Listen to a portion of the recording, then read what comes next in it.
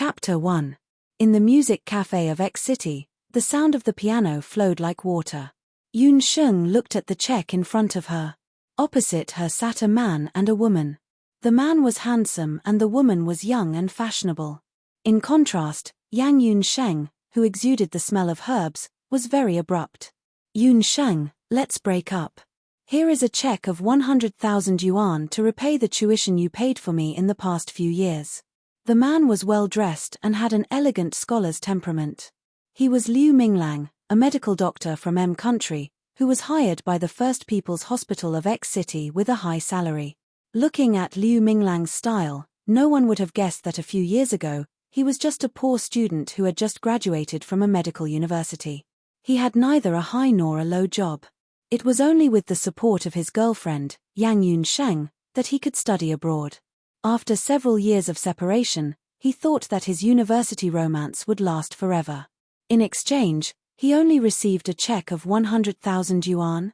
A sarcastic smile appeared on Yang Yun Sheng's delicate face.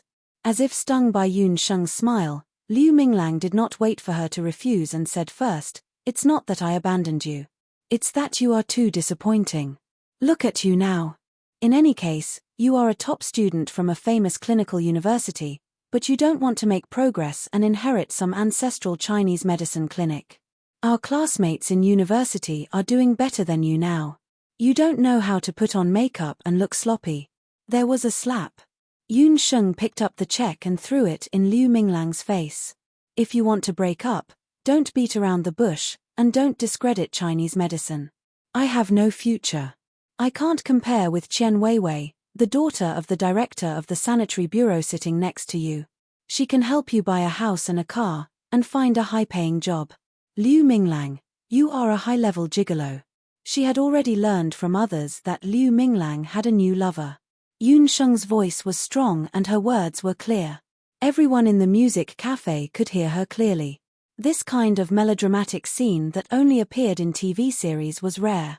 People in the cafe looked over curiously and pointed at Liu Minglang and the young woman beside him.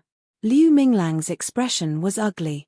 He hurriedly pulled his new girlfriend who was about to flare up and left. He had only taken a few steps when Liu Minglang suddenly fell to the ground. He held his abdomen in pain and cried out, "It's acute appendicitis. Weiwei, call 120. Qian Weiwei was so scared that her face turned pale.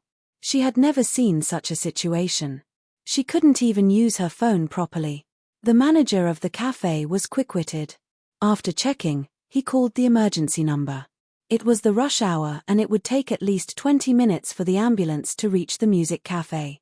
But Liu Minglang was already rolling on the ground in pain. Yun Sheng looked on coldly from the side. "Is there a doctor here who can help with the emergency treatment?" After waiting for 5 minutes, Liu Minglang was in so much pain that he almost fainted. The foreman had no choice but to ask in the coffee shop. She is a doctor. She and Minglang used to be classmates. I heard that her surgical skills are the best in the university." Qian Weiwei, the daughter of the government official, finally came back to her senses and pointed at Yun Sheng. Liu Minglang also remembered this. He was sweating profusely and struggled to crawl to Yang Yun Sheng's feet. "Yun Sheng, you have a way to relieve my pain. For the sake of our past, for the sake of money, I can let you hold on until the ambulance arrives. But my medical fees are not low. One price, 500,000. It's up to you whether you want to treat me or not." Yun Sheng looked at the man who was crawling on the ground like a dog. This was the man she used to love so much. "Are you crazy? 500,000? Why don't you go rob a bank?" Qian Weiwei cursed. "Weiwei, give it to her. If this goes on, my intestines will perforate." Liu Minglang couldn't hold on any longer. He was a Western doctor and knew very well that if he didn't handle this situation well, the consequences would be very serious. Yun Sheng's words were always accurate. If she said she could do it, she would definitely do it. Qian Weiwei hesitated for a moment, wrote a check and handed it to Yang Yun Sheng. Yun Sheng squatted down and took out a needle bag from her jacket pocket. The needles were long and thin, millimeter thick, and were golden. Only a master of acupuncture could use these golden needles.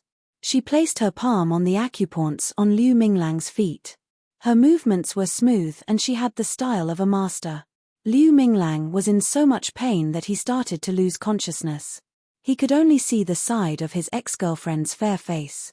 Yun Sheng's palm was placed on his body and he felt a cold and warm breath rush into his body. His whole body instantly felt much better.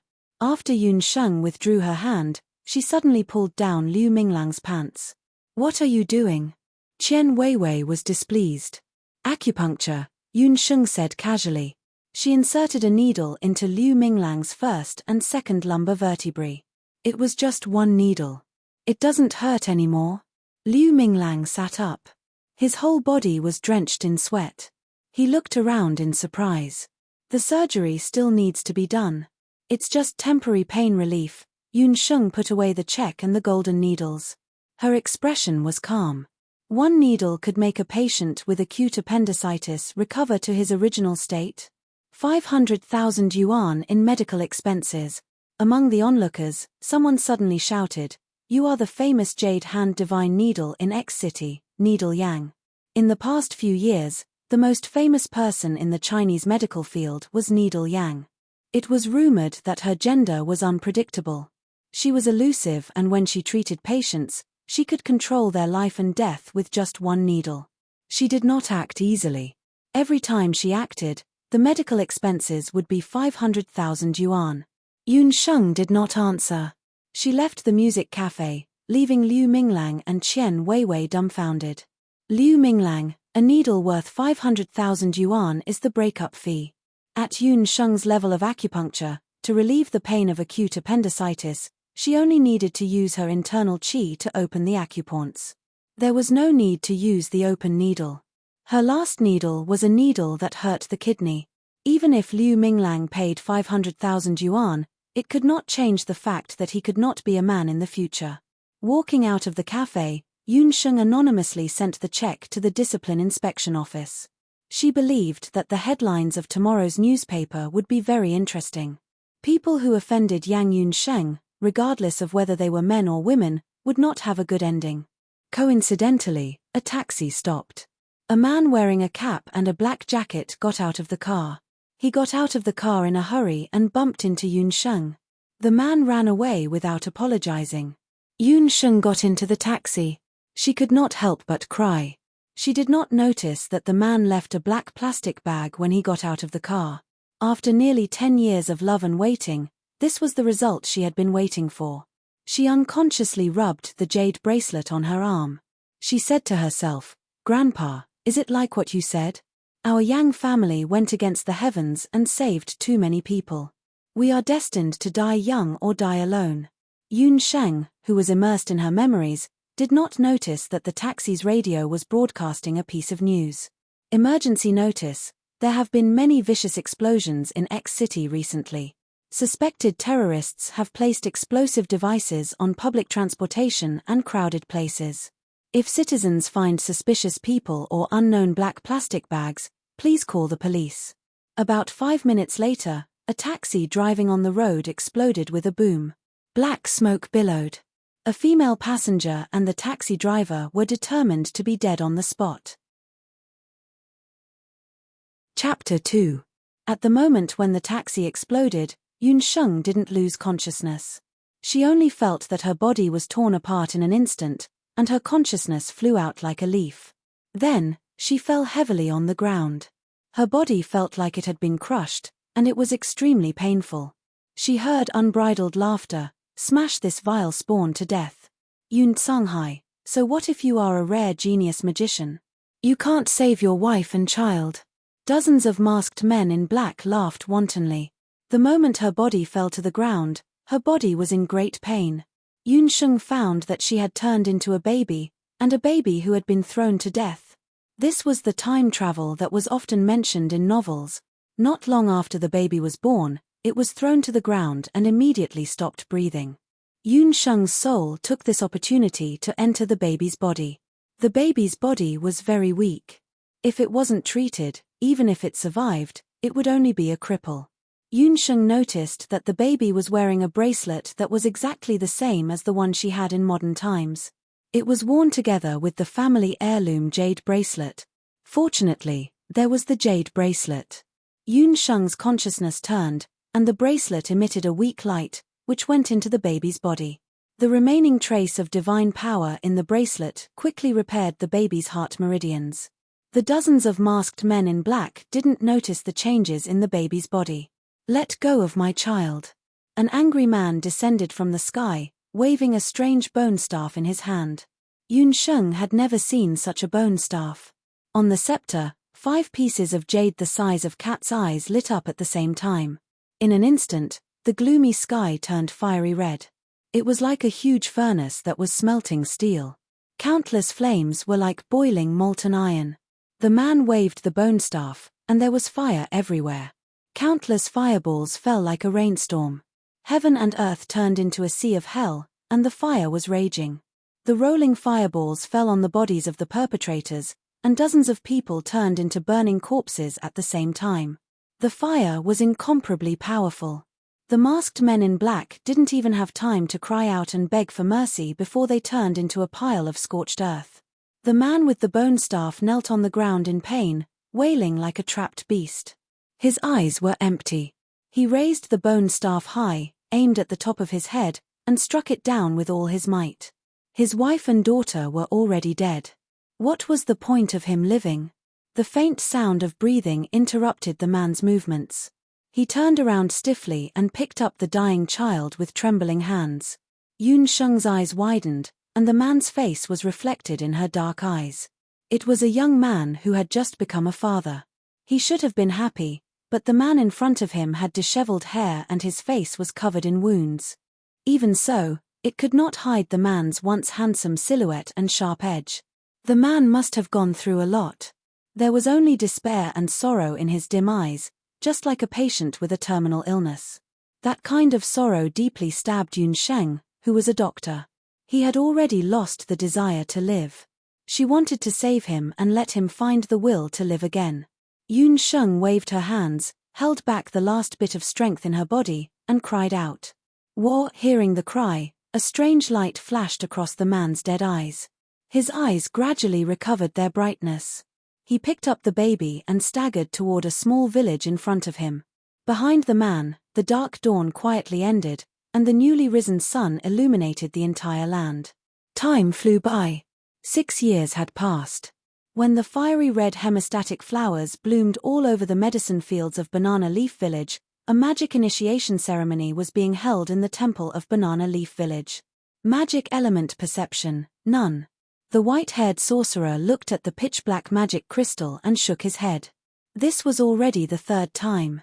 Yun Sheng, this child, had participated in the magic initiation ceremony of Banana Leaf Village since she was 3 years old. Not once had she been able to sense magic elements. "Thank you, Grandpa Sorcerer. I will try again next year." Yun Sheng raised her head. She was only 5 or 6 years old, with an oval face and big eyes. Although her clothes were shabby, they were very clean.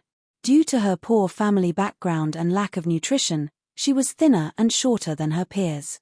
After learning the results of the magic initiation ceremony, Yun Sheng's young face showed an indifference that did not match her age. Shameless fellow, the daughter of a fake sorcerer still dares to come to the temple. Isn't she afraid of being punished by the Lord Sorcerer?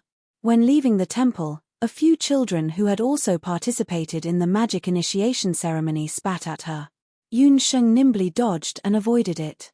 Her eyes were as cold as a wild cat as she glared at the child who was causing trouble. Yun Sheng's eyes seemed to have magic. When she stared at the child who spat at her, a pair of seductive eyes appeared in his mind. The pitch-black eyes were like a bottomless starry sky, as if they could completely swallow a person's consciousness. The child suddenly felt a buzzing sound in his head. His legs turned to jelly, and he sat on the ground and fainted. The child's strange behavior alarmed the surrounding villagers, who immediately surrounded him. Yun Sheng retracted her gaze and took the opportunity to sneak out of the temple. Following the small path, she walked all the way to the highest hill in the village. The scenery in Banana Leaf Village was very beautiful. The spring sun was shining brightly, and the warm spring breeze blew across the bristlegrass on the hill. A few red-tailed dragonflies landed on the sharp blades of grass. At the bottom of the hill, a jade-like river flowed. Yun Sheng lay down with a bristlegrass in her mouth and looked at the blue sky. She, Yang Yun Sheng, was a female doctor with a modern soul. It had been 6 years since she transmigrated to the boundless land, where magic and martial arts were respected. From an orphan to a young village girl who depended on her alcoholic father for survival. They had the same name, but only differed by a surname. Yet, their talents were worlds apart. The calamity when she was born caused Yun Sheng's veins to be weak since young. She could not practice martial arts, could not sense the magical elements, and could not practice magic. From a female doctor who was feared by both the good and the bad, to a good-for-nothing who could not practice magic and martial arts. Yun Sheng sat up, and a confident smile appeared on her face. Good-for-nothing, ridiculous.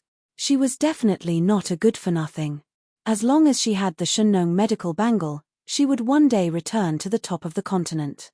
Yun Sheng touched the jade bangle on her wrist. This jade bangle was the one that transmigrated with her. Since birth, it had been worn on Yun Sheng's wrist. It was also the only thing left on her that was related to her previous life. Yun Sheng's alcoholic father was also puzzled for a while. After many attempts, he was unable to take it off from his daughter's hand. Only then did the jade bangle escape the fate of being pawned by the alcoholic father in exchange for wine. Noon, the time of the day when the yang qi in the world was the most abundant. Yun Sheng sat cross-legged and formed a seal with her fingers, making a standard Daoist meditation posture. The jade bangle emitted a lustrous light. The sunlight seemed to be separated, and a large amount of multicolored light was absorbed into the bangle. As the jade bangle absorbed more and more light, a layer of mother-of-pearl floated on the surface of Yun Sheng's body. In the light, her facial features became more exquisite, and her figure was also like a willow, stretching out a little. A fine layer of sweat appeared on his forehead. The damaged tendons and meridians in her early years were like a gurgling stream, filling up. More and more water accumulated in the stream, converging together to form a golden vein. With a boom, the internal strength that she had cultivated for 6 years was like a flood bursting through a dam.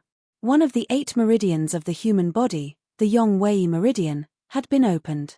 Since Yun Sheng began cultivating the jade marrow method at the age of 3, she finally used the internal strength in her body to open the first meridian. Yun Sheng was immersed in cultivation. What she didn't know was that at this time, on a lush ancient banyan tree on the hillside, a pair of deep eyes saw this scene.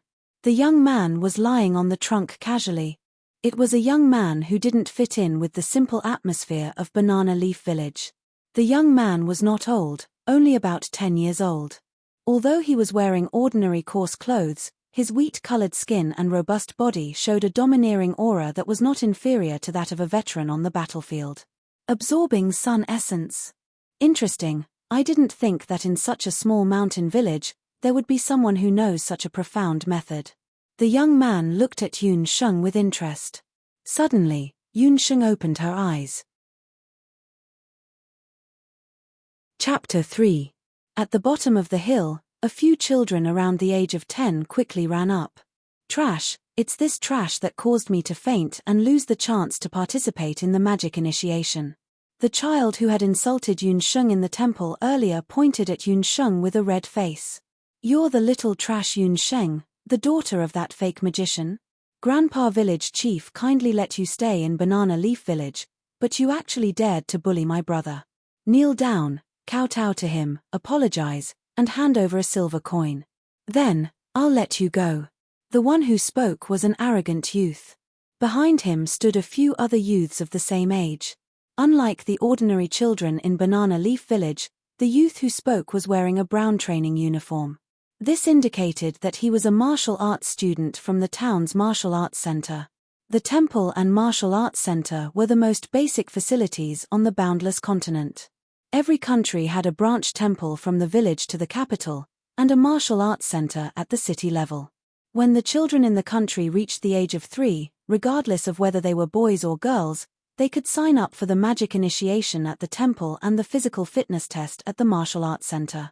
Those who passed the test could enjoy a living allowance from the country, which was equivalent to a modern-day public expense student. However, these two had nothing to do with Yun Sheng. This was because Yun Sheng was trash. She was born unable to practice martial arts and had failed 3 magic initiation tests.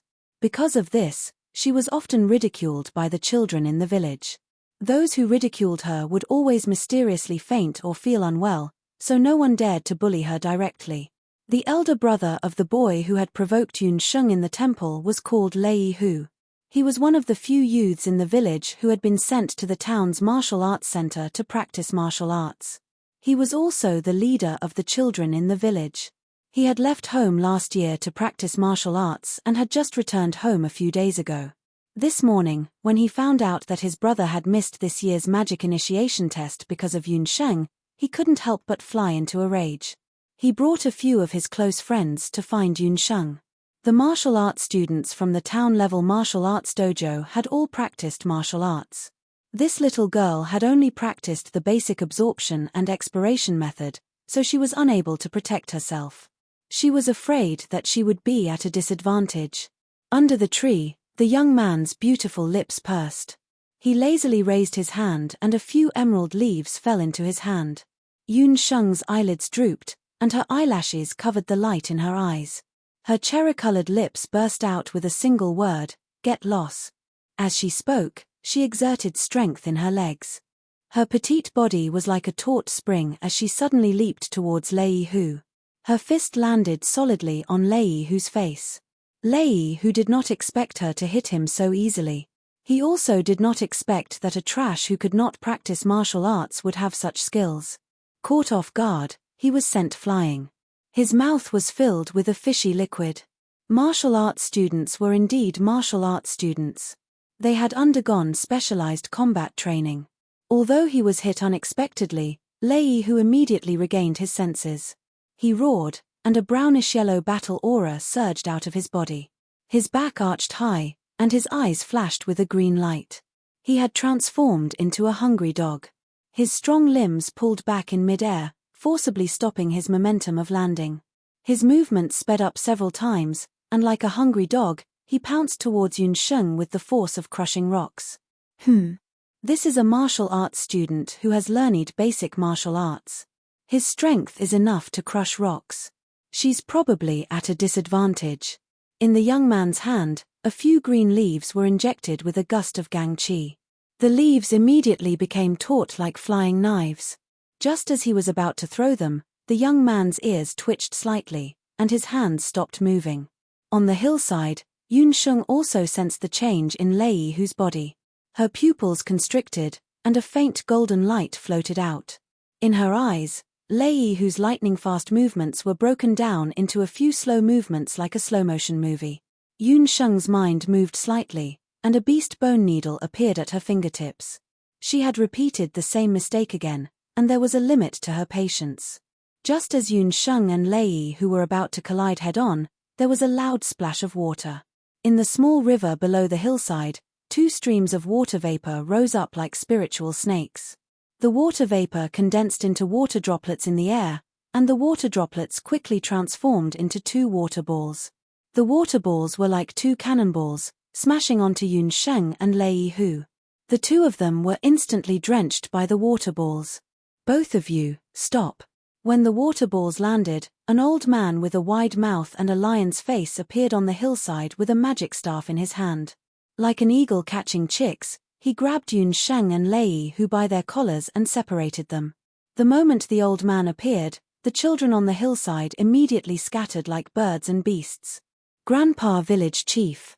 When Lei Hu saw the old man, he immediately lost his earlier awe-inspiring aura and loosened his fist, admitting that he was unlucky. The village chief of Banana Leaf Village was an old man in his 60s. Everyone in the village respected him because he was not only the village chief, but also one of the few people in Banana Leaf Village who was proficient in 2 types of magic. He was a sorcerer. In the Boundless Land, people who knew how to use magic elements would be given various titles of sorcerer. Those who had received magic enlightenment and could sense at least one type of magic element were magic apprentices. Above magic apprentices were sorcerers. Sorcerers could store at least one type of magic element in their body and use beginner-level magic to attack or defend. In the Boundless Land, the number of people who could sense magic elements was about 1%. As for sorcerers, the ratio was even less than 1 in 1,000. Most sorcerers could only sense one type of magic element. There might not even be 1 in 10,000 people who could sense 2 types of magic elements. The village chief of Banana Leaf Village was a water and wind sorcerer who served in the army in his early years. After he retired and returned to his hometown to take up the position of village chief. Lei Hu, as a registered martial arts student, you actually bullied a little girl who is younger than you and doesn't know martial arts. Aren't you afraid of being laughed at if this gets out? The village chief happened to be looking for Yun Sheng. He had watched Yun Sheng grow up and knew that at this time every day, the little girl must have run to the hillside of the village to take an afternoon nap. Who knew that when he approached, he would hear the sound of fighting. I didn't bully her, Grandpa Village Chief. She is very powerful. Lei, who had to admit that Yun Sheng's reaction was stronger than any of his peers in the martial arts hall. Lei, who was indignant. He pointed at Yun Sheng, but when he saw Yun Sheng's expression, he was dumbfounded. Grandpa Village Chief. The little girl who had been glaring at him covetously a moment ago was now teary-eyed. She pouted and looked pitiful as if she had been severely bullied. Not only Lei Hu, but even the unfamiliar youth under the banyan tree couldn't help but smile after hearing Yun Sheng's complaint. Lei Hu, you're still quibbling. The village chief had a headache. He grabbed Lei Hu's hand and waved the magic bone staff in his hand. A light green wind elemental power turned into a rope and tied Lei Hu up. Lei Hu only felt his body lighten as he was thrown down the hillside. You only come home once every 3 months. If you don't want to be punished by confinement, go home immediately. The next time I see you bullying Yun Sheng, I will confiscate 1 month of your allowance. Lei Hu didn't dare to say anything else. He could only leave with a face full of resentment. Yun Sheng, if anyone bullies you again, come and tell Grandpa Village Chief. The village chief put down Yun Sheng lovingly and patted her head. As the village chief, he shouldn't be overly biased towards a child in the village. However, Yun Sheng was about the same age as his granddaughter, but she was far more obedient and sensible than the other children in the village. She learned how to do housework at the age of 3, and could read and write at the age of 4. She was also the one who took care of the Yun family's herbal field. Her father was mocked as a fake sorcerer, and the children in the village kept finding fault with her, but she never cried or made a fuss. How did such a child end up with such a father? The village chief's stern face couldn't help but show some pity. Grandpa Village Chief, are you looking for me? Yun Sheng shrunk her little head. She wasn't used to the village chief's overly affectionate behavior. Chapter 4. 6 years had passed, but in her previous life, Yun Sheng had experienced Liu Minglang's betrayal and the premature death of her family, so she was very wary of people. Apart from the alcoholic man who had given birth to her and raised her, Yun Sheng had always deliberately kept a distance from others. The money from the last sale of the hemostatic flower has already been distributed. After your family's hemostatic flower was sent to the pharmacy in town, it was evaluated as a second-grade herb, and the price was 10% higher than the other farmers in the village. Here are 11 copper coins, keep it well. This money was originally supposed to be given to your father, but I was afraid that he would use it to buy wine again, so I gave it to you. The village chief was used to Yun Sheng's reaction, so his expression was normal.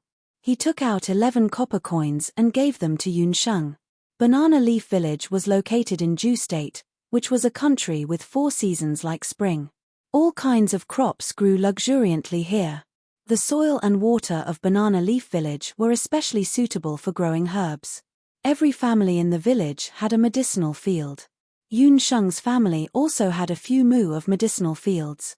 They grew a type of raw material used to refine the basic magic hemostatic medicine, the hemostatic flower.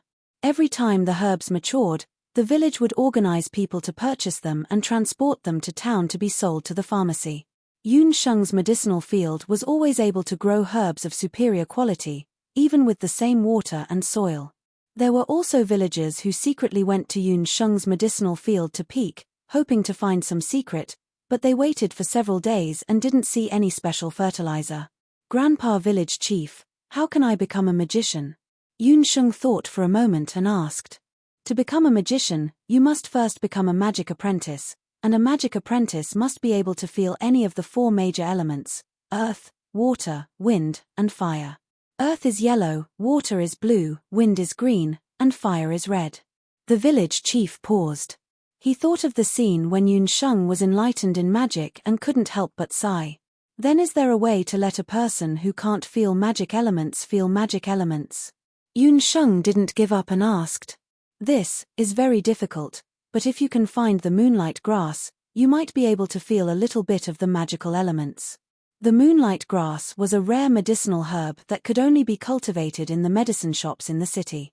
Legend has it that a few decades ago, wild moonlight grass appeared in the mountains behind our village.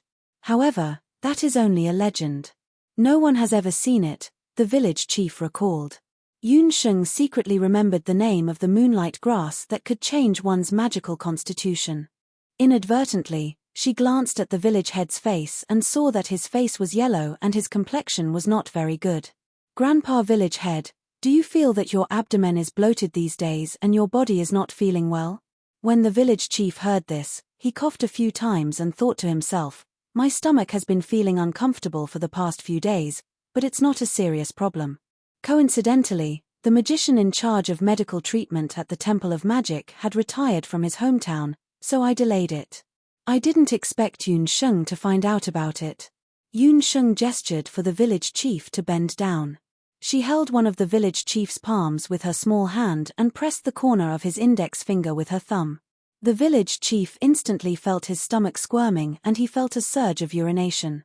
Grandpa Village Head, this is called the Shongyang acupoint. If your stomach is not feeling well, just press here twice a day and you will see the effect. Yun Sheng was a straightforward person. Although she did not say anything on the surface, she remembered how good the village chief was to the Yun family. When the village chief saw Yun Sheng's serious look, he was amused. Yun Sheng, where did you learn these little tricks from? I think your father knows less than you. I read it from the medicine encyclopedia at home. Yun Sheng's eyes flashed with a hint of surprise. Although the boundless world was slightly different from the modern world, the human body structure was the same. Yun Sheng's father came to Banana Leaf Village 6 years ago. When he came, he was carrying a baby girl and a few thick books. One of them was a medicine encyclopedia. Yun Sheng was smart since she was young. She self-learned many herbs and medical knowledge from the medicine encyclopedia. The village chief was also used to it and did not ask further. The village chief's stomach was in pain, so it was not good for him to stay any longer. Before he left, he even reminded her, a new sorcerer came to Banana Leaf Temple. He wants to recruit a herb gatherer to help him. You don't need to know magic. You only need to know the basic collection and classification of herbs. You can get 20 copper coins a month. I think you are quite suitable. Go home and ask. If your father agrees, I will recommend you. After saying that, the village chief felt his stomach growling again. He hurriedly activated the wind and disappeared from the hillside. Not long after the village chief left, Yun Sheng turned around and said to the ancient banyan tree, "Have you seen enough? Come out." On top of the ancient banyan tree, a figure landed lightly. Yun Sheng's eyes and ears were sharper than ordinary people. She had already heard the faint breathing sound under the banyan tree. Seeing the person, Yun Sheng was slightly stunned. His black clothes were like the night. His high nose bridge was like a knife and hatchet. Just by standing there, he had a feeling that the sun was overshadowed. Although he was still young, his elegance and aura were already beginning to show signs of him. Who was he? Yun Sheng was sure that he was not from Banana Leaf Village. Dangerous. This person was very dangerous. Yun Sheng was alert. The bone needles that were hidden in her sleeves came out again. Yun Sheng's movements were very light, but when she made her move, her sleeves could not help but make a sound in the air. The strange youth's ears twitched slightly. Yun Sheng keenly noticed that something was wrong with him. The youth's appearance and figure were almost perfect. His facial features were exquisite but did not make people feel feminine. His figure was tall but did not lose his masculine aura. Among his facial features, his pair of soul-sucking eyes were the most eye-catching. His eyes were like a phoenix, but for some reason, his eyes were covered with a layer of mist, making people unable to see the color of his eyes. As a doctor in her previous life, Yun Sheng could immediately confirm that he was blind. Seeing that the other party was blind, Yun Sheng was relieved. She was about to put away the bone needles in her hands. Who knew that in a flash, her wrist was firmly grasped. The difference in physical strength between a youth and a child caused Yun Sheng to be caught off guard and embraced. A pleasant smell of banyan leaves accompanied by a pressing body heat assaulted Yun Sheng's senses. Yun Sheng's limbs were ingeniously restrained. "Put away your claws, little wild cat. Weapons are useless against me. My eyes are blind, but my heart is clear." The youth's voice was very pleasant to hear. When it fell into her ears, it was as soft as a swan feather. He held Yun Sheng's hand and rested his chin on Yun Sheng's head. Feeling the comfortable, furry feeling under his chin, and at the same time being surprised by the abnormally petite figure in his arms, a trace of displeasure flashed across the young man's face. Why was she so thin and small? Carrying her felt like hitting her bones. Just as the youth was frowning, he suddenly felt a pain in his throat. After the pain was like being bitten by a mosquito, the youth's body stiffened. Although he could not see, he knew that the hidden weapon that was pressed against his throat would pierce his throat with the unknown weapon in the girl's hand. Tilda Fuzi already finished her old book, The Genius Devil Concubine. If you haven't read it, you can read it. Tilda. Chapter 5. A weapon that could make him feel pain? Could it be that it was made from some rare metal or the bone of a 100-year-old beast? It seemed that he had underestimated the ferocity of this little wild cat. The young man's lips curled into a devilish smile. He was not a person who liked to smile, but when he smiled, it was like the spring breeze blowing on the surface of a lake. His gorgeous face dazzled people's eyes. The young man did not know that Yun Sheng was only holding an ordinary bone needle made from the bone of a 5-year-old beast. It was only because she was able to accurately identify the acupoints that she was able to hit him. At this moment, the bone needle in Yun Sheng's hand felt a strong suction force. The bone needle that was pressed against the young man's throat strangely sank into the young man's throat. No matter how hard she tried, she could not pull it out. Yun Sheng was shocked. She understood that even though the young man in front of her was blind, his ability to identify the location of sounds had already been trained to the point of perfection.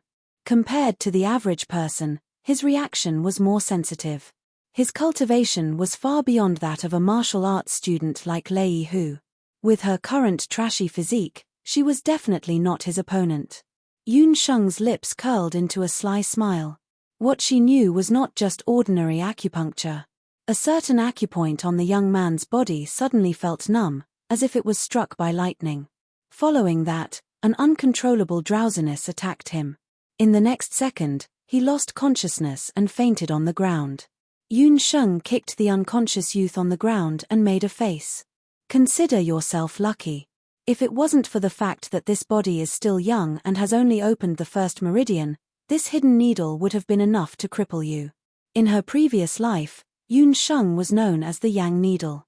It was said that she could use a golden needle to bring the dead back to life. Very few people knew, including Liu Minglang, that Yun Sheng's real family heritage was unknown. Not to mention a mere city health bureau chief, even a few old leaders in the country who could not be named were once guests of the Yang clan. This was because the Yang family and their acupuncture techniques were from the most ancient and mysterious family of miracle doctors in Huaxia, the Yang family of Shennong. Yang Yun Sheng's grandfather was the 380th and 90th generation descendant of the Shennong family in Huaxia. Several generations of the Yang family had passed away at an untimely age. Yun Sheng's parents had passed away in a traffic accident in her early years. Yun Sheng was raised by her grandfather alone. When she graduated from medical college, her grandfather passed away. Yun Sheng's jade bracelet was a family heirloom. She had been wearing it since she was a child. It was said that it was made of the ancient divine jade, Shenyuan Jiulong jade, which could prolong one's life. Wearing it, Yun Sheng was able to recover in a short time no matter how serious her injuries were. If it wasn't for the fatal car accident in her previous life, she wouldn't have died so young. Other than the Shennong medical bracelet, the Yang family also left behind 4 ancestral techniques. They were the Jade Marrow technique, Shennong Eye, Trillium Hand, and the Spirit Healing Needle. In her previous life, Yun Sheng had been severely injured when she was a baby. In this life, she had relied on the Shennong medical bracelet to recover her internal organs. At the same time, she had also practiced the 4 techniques. Finally, she had gradually recovered about 10% of her previous life strength. Today, she had opened up the Yangwei meridian, which meant that she had officially removed the old injuries in her body. It also allowed her to use her internal energy to form the first yin needle of the Spirit Healing Needle, the needle of internal energy. The Spirit Healing Needle was divided into yin needle and yang needle. The yang needle was a visible needle that was exerted by hand. The yin needle was an invisible needle that was exerted by internal energy. It was a pity that with Yun Sheng's current internal energy, she could only use the yin needle once a day. Today, she had opened up the Yangwei meridian, and her internal energy had increased. The first dark needle of internal energy had been produced in her body. Just now, she had used her internal energy to break through the acupuncture point and hit the youth sleeping acupuncture point. Yun Sheng was not a bloodthirsty person, and the youth did not do anything excessive to her. Moreover, he was blind. Yun Sheng guessed that even if he woke up, he might not be able to recognize her. Therefore, she decided to spare his life for the time being. It was getting late, and her father would be home soon. Yun Sheng did not stay any longer and went straight home. Yun Sheng originally thought that she would be able to make the youth sleep for at least 12 to 14 hours by using the hidden needle qi to attack the youth sleeping acupoint. Who would have thought that after only 2 hours, the youth would wake up? It was not that Yun Sheng's spirit healing needle had failed. It was because she was still young in this life, and her jade marrow skill was insufficient. In addition, the youth was proficient in martial arts. The yin needle was only 30% effective in breaking through the acupuncture point. After the young man woke up, he touched his sleeping acupoint that was faintly aching. "You're the only one who can make me suffer twice in one day. Little wild cat, the next time I meet you, I will definitely pull out all your claws and teeth." The youth resentfully walked down the hill and walked in the direction of the village temple. Yun Sheng hurriedly went down the hill and ran towards the northeast of Banana Leaf Village. There were a few thatched huts facing the sun, 3 to 4 mu of medicinal fields, and a row of uneven short fences. This was Yun Sheng's home in this life. Seeing that her father had not returned home, Yun Sheng washed the rice and vegetables. Soon, the smell of food floated out of the thatched hut. Yun Sheng took out the 11 copper coins and put 10 of them into the big broken porcelain bowl on the table. The hemostatic flowers earned her 1 copper coin more than she expected. She put away the copper coin and found a big wooden box under the bed. She opened the wooden box and put the copper coin into a small cloth bag. There were already 13 copper coins in the cloth bag. This was Yun Sheng's secret little treasury. Even her alcoholic relatives did not know about the existence of this little treasury. "As long as I save 15 copper coins, I can ask Grandpa Village Head to buy a hemostatic medicine. 100 hemostatic flowers can only be sold for 10 copper coins. 2 hemostatic flowers can make a hemostatic medicine. The worst hemostatic medicine can be sold for 15 copper coins. If I can research the composition of the hemostatic medicine, it can greatly improve the family's life." Yun Sheng counted the copper coins in the bag and her face lit up. When she put the cloth bag back into the wooden box, she noticed that there was a shabby bone ring at the bottom of the box. The ring was very simple and looked like it had been worn for a long time. Looking at the size of the ring, it did not seem to belong to her father. Yun Sheng took out the ring and put it on the table. Her father had not returned yet and the meal was almost ready. She remembered that because she had participated in the magic enlightenment today, she did not have time to weed and water the medicinal field. Yun Sheng carried the wooden bucket and walked out of the door. She was small and thin, and the wooden bucket was half her height. In the past, When she carried water, she would sway. But today, she had opened her first meridian, so when she carried the bucket, her steps were much steadier. Children from poor families took charge of the household early. Yun Sheng was already an adult in her 20s. These household chores were ordinary to her. In her previous life, when she was still a baby, her parents had already passed away. In this life, she did not want to experience the pain of a child wanting to take care of her but not waiting for her parents. No matter how the villagers looked at the drunken relatives, Yun Sheng would never forget the fire that filled the sky 6 years ago. Although she was not very clear about the magic system of this world, Yun Sheng vaguely knew that her father was not a fake magician. He was a magician much more powerful than Grandpa Village Head. Outside the short fence, a tall man was standing there unknowingly. The man saw Yun Sheng, who was like a little quail, but did not say anything. He just quietly watched from the side. "Ninth sister, our child is already 6 years old. She should be a proud daughter of heaven, but because of me." The man's thoughts were interrupted. On the other side of the fence, Yun Sheng's movement attracted the man's attention. Chapter 6. What attracted Yun Songhai's attention was Yun Sheng's weeding action. At this time of the year, most of the medicine fields in Banana Leaf Village had just been planted not long ago. The Yun family's medicine fields were no exception. The tender shoots of the hemostatic flowers had just started to grow. The hemostasis flower was the main medicinal field crop in Banana Leaf Village. It was also the Yun family's only source of income. The hemostasis flower bloomed once every 3 months. After it bloomed, the stamens were collected and dried under the sun. It could be used as a raw material for hemostasis. However, the flowers were not easy to grow. Due to the hot and humid climate in Banana Leaf Village, the weeds reproduced easily. The weeds that were removed the next day would sprout again the next day. The weeds and the hemostatic flowers looked exactly the same during their budding period. When they were mixed together, it was difficult to distinguish them. The ordinary farmers in the village would wait until the hemostatic flowers grew a little before they started to remove the weeds. However, in this way, they would lose the best weeding period and affect the later planting of the hemostatic flowers. Yun Sheng came from a medical family. She knew that the planting of herbs in their infancy was the most important. She would not allow such a situation to occur. After watering them, the small Yun Sheng bent down and looked at the weeds in the flowers like a female leopard pouncing on its prey. A golden light flashed across her pitch-black eyes. The first level of the Shennong Eye, Minute Subtlety. Yun Sheng's Shennong Eye was passed down from her ancestors.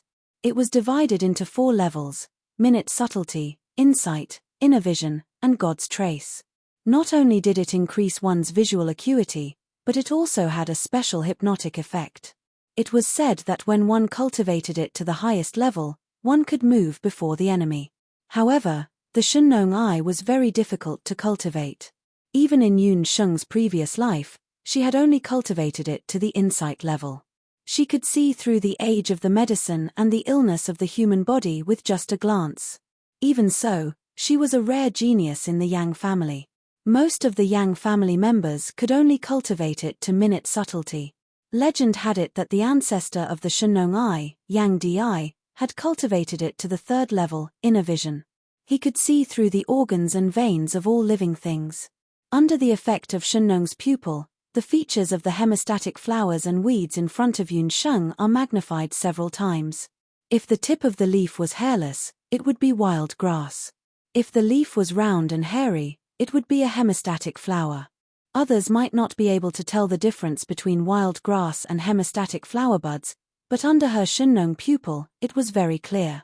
Yun Sheng's 5 slender fingers suddenly moved quickly. Like a torrential rain, she shuttled back and forth in the medicinal field. In just a moment, a pile of weeds had been completely uprooted by her. The first level of the Trillium Hand could increase a person's hand speed by 3 times. This was also the reason why the Yun family's hemostatic flower was rated as a 2nd-grade herb. Looking at the weeds on the ground with satisfaction, Yun Sheng breathed a sigh of relief. 2 months later, the hemostatic flower would definitely usher in a big harvest. At that time, she would have enough money to buy the hemostatic medicine. A dark cloud covered the top of her head. Yun Sheng hurriedly stood up. When she saw the man behind her, 2 small dimples appeared at the side of her mouth. Father, you're back. Yun Sheng's father in this life, Yun Tsunghai, glanced at the weeds on the ground. He grunted and walked into the straw hut. Yun Sheng was used to her father's indifference. In any case, her father still grunted today. It seemed like he was in a good mood. Perhaps she could ask the village chief about that matter later. As usual, the father and daughter ate some simple porridge and wild vegetables. Yun Tsunghai seemed to be hungry. He ate several bowls of porridge in one go. Yun Sheng only ate in small bites. In her mind, she was thinking about how to discuss with Yun Tsunghai about going to the Dharma temple to be an herb gatherer. I heard that you went to participate in the magic initiation again. I've told you many times that you're not allowed to participate. What's the use of learning magic? You can't even protect the most important person to you. It's all a trick to fool people. Yun Tsunghai put down his bowl, his gaze cold. Every time Yun Tsunghai revealed such a gaze, Yun Sheng would shudder for no reason. Although Yun Tsunghai was a decadent drunkard, Yun Sheng felt that he was much colder than the political bigwigs and mafia godfathers in her previous life. Yun Sheng's eyes were a little hot. She clenched her chopsticks tightly. Father, if you don't like it, Sheng won't participate in the magic initiation anymore. Yun Sheng had failed the magic initiation 3 times. Unless she found the moonlight grass, she didn't plan to participate in the magic initiation anymore. However, this didn't mean that she had given up on learning magic. Seeing that his daughter's eyes were red like a rabbit's, Yun Tsunghai groaned again. He got up and took the copper coins from the big porcelain bowl. The medical system of the boundless world was slightly different from the modern Eastern and Western medical systems that Yun Sheng had mastered. If Yun Sheng wanted to completely recover the state of her previous life, she would have to learn the medical system of the boundless world again. Father, seeing that Yun Tsunghai was about to leave again, Yun Sheng hurriedly asked, Sheng wants to go to the Dharma temple to help the new magicians take care of the herbs. Sheng can't learn magic, but Sheng wants to learn medicine. There's always a way out. Since Sheng can't learn magic, Sheng will definitely have other ways to protect herself and the people important to me. Use another way to protect herself and the people important to her. In Yun Tsunghai's eyes, there seemed to be a girl with a sweet smile. There was once a person who said the same thing in front of him. He recalled the scene of Yun Sheng weeding in the herb field, and the scene of her flipping open the pharmacopoeia under the oil lamp several times in the dead of the night. In the past 6 years, this child had never opened her mouth to beg him. This was the first time that she had dared to speak her mind. If you want to learn, then go and learn. Since you have decided to do something, you have to stick to it until the end. You can't give up halfway. After you become a herb gatherer, you can't delay the herb field and housework, Yun Tsunghai said sternly. After saying that, he suddenly turned around and put back the 5 copper coins. Take the money and buy a new pair of straw sandals. Yun Sheng lowered her head and looked at her feet. She realized that the straw sandal on her right foot was so worn that her big toe was exposed. After becoming a herb gatherer, she would definitely have to go up the mountain to gather herbs. The mountain roads were rugged, and without straw sandals, her feet would probably be worn out. Father, he still remembers me. Her heart warmed slightly, and Yun Sheng nodded heavily. She then remembered something. Father, when I was packing the box, I found a ring. Is that ring yours? Yun Tsunghai glanced at the ancient ring on the table. When he saw the ring, he was stunned for a moment. He said with a slight bitterness, that was left behind by your mother. It's an item from her tribe. It's called zoolingualism. If you like it, you can keep it. After saying that, Yun Tsunghai went out. He went to drink again. Yun Sheng knew that he wouldn't come back until it was dark. Although her father was against her learning magic, he had at least agreed to let her go to the temple to study medicine. She had also received one of her mother's relics. Yun Sheng was in a good mood. After cleaning up the dishes, she picked up the ring called zoolingualism. The ring seemed to have been around for a long time, and its surface was covered with dust. Yun Sheng took some water to wash the ring a few times. She realized that she could only wash away the dust on the surface.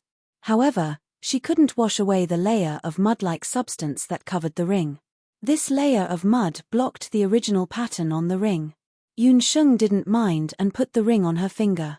The ring was a little big, so Yunsheng found a few strings and wrapped them around the ring a few times to adjust the ring to a suitable size. It's about time. I'll go find Grandpa Village Head and tell him that my father has agreed to let me become a herb gatherer. Yunsheng shook her finger to make sure that the ring wouldn't fall off before leaving the house. Chapter 7. The village chief's house was not far from the Yun family's house. She only needed to go around 2 hills to reach it. Yunsheng's physical strength had improved recently. In less than 15 minutes, she could already see the village chief's stone house. When she arrived, the village chief was not at home. However, his wife, Granny Liu, was there. She told Yunsheng that the village chief had gone to the temple to welcome the new magician. An archmage? Isn't there only magicians in Banana Leaf Village? Yunsheng saw that Granny Liu was busy with farm work. She helped her with the farm work while asking about the new magician. Although she could not sense the magical elements, Yunsheng had been in and out of the temple many times. She more or less knew about the magic system. In a remote village like Banana Leaf Village, most of the people stationed in the village temple were magicians. This time, the magician who came to the temple was an archmage. It was no wonder that Yunsheng was curious. Granny Liu smiled kindly and said, according to the country's rules, it's already good enough that our temple can invite a magician who knows basic medical skills. Our luck is not bad. The village's first-level magician just happened to be a Archmage Yang from Watershore City. He likes places with beautiful scenery, so he chose our village. It is said that he also knows light magic. Yunsheng was shocked when she heard that. The magic in the boundless world was divided into the 4 major nature magic according to their attributes. They were earth, wind, fire, and water. However, above the 4 major nature magic, there were other secondary magic. Among them, light magic was one of the most obscure and difficult to learn mutated magic. It was also known as holy magic. It was a miraculous healing spell that was beyond the understanding of modern medicine. Light magic sounded contrary to modern medicine, but it was also the most attractive to Yunsheng. It seemed that she had to think of a way to become a herbalist this time. After knowing that the other party was a powerful archmage, Yunsheng was even more determined to become a herbalist. Yunsheng wanted to ask more about the new archmage, but before she could ask, Granny Liu's face suddenly turned green. Her short and stout body fell forward. Fortunately, Yunsheng reacted quickly and supported her. Granny Liu was only 60 years old. She was from the mountains and had a strong body. How could she faint for no reason? Granny Liu, what's wrong? Yunsheng saw Granny Liu's face clearly. She was pale, sweating profusely, and her lips were slightly purple. She hurriedly helped Granny Liu to sit against a tree and checked her tongue and pupils. The coating on her tongue was normal, and her pupils were slightly dilated. Granny Liu was already a little delirious. It looked like poisoning, but it wasn't. Yunsheng looked carefully and found that there was a small wound on Granny Liu's ankle. The blood on the wound hadn't dried yet, and the color of the blood was red. He placed Granny Liu under the cool shade of a tree. The wound was fresh, and the blood was bright red. It was not a wound caused by a poisonous snake or bee. He had to find out the cause of the wound before he could treat it. Yunsheng lowered her head and looked around. In the direction where Granny Liu was standing earlier, Yunsheng found the culprit that caused Granny Liu to be poisoned. It was a cluster of short wild flowers. The leaves were needle-shaped, and the stems were full of barbs. Every plant had small lotus-shaped flowers. 3-petal mandala lotus. When Yunsheng found the poisonous flower, her face showed some joy. 3-petal mandala lotus was a rare medicinal herb. Most people in the boundless continent didn't recognize this kind of wild flower. However, Yunsheng's medical knowledge from her previous life told her that this flower was an excellent raw material used by the nomads in ancient times to develop plant anesthetics like mefizan. Granny Liu must have been accidentally hooked by the thorny stem of the mandala lotus when she was clearing the weeds. The mandala lotus anesthetic entered her body, causing her to feel dizzy. It wasn't difficult to treat the mandala lotus anesthetic. Its petals contained anesthetic poison, but its leaves were the best antidote. Yun Sheng carefully plucked the leaves and squeezed the juice on Granny Liu's wound. After cleaning Granny Liu's wound, Yun Sheng dug up the mandala lotus by its roots. This medicinal herb was very useful to her. After a while, Granny Liu woke up. Yun Sheng knew some unorthodox medical knowledge. Sometimes, she was even more useful than the sorcerers in the temple. Ignoring Yun Sheng's repeated excuses, Granny Liu took out a pair of exquisitely made straw sandals from home. Yun Sheng, this pair of straw sandals was originally made for your sister Xiuxiu. It's a pity that it's too small. Granny thinks that it's suitable for you. Just keep it. Xiuxiu was the village head's youngest granddaughter. She was 3 to 4 years older than Yun Sheng. Yun Sheng looked at the pair of sandals. She didn't refuse and took the sandals. Coincidentally, the village head's grandfather had also returned home. When he heard Yun Sheng say that she was going to the temple, he didn't say anything else and told Yun Sheng to wait at the temple's entrance in 5 days. Yun Sheng thanked the village head and his wife. Then, she took the straw sandals and the mandala lotus that she had just dug up and walked to the other side of the village.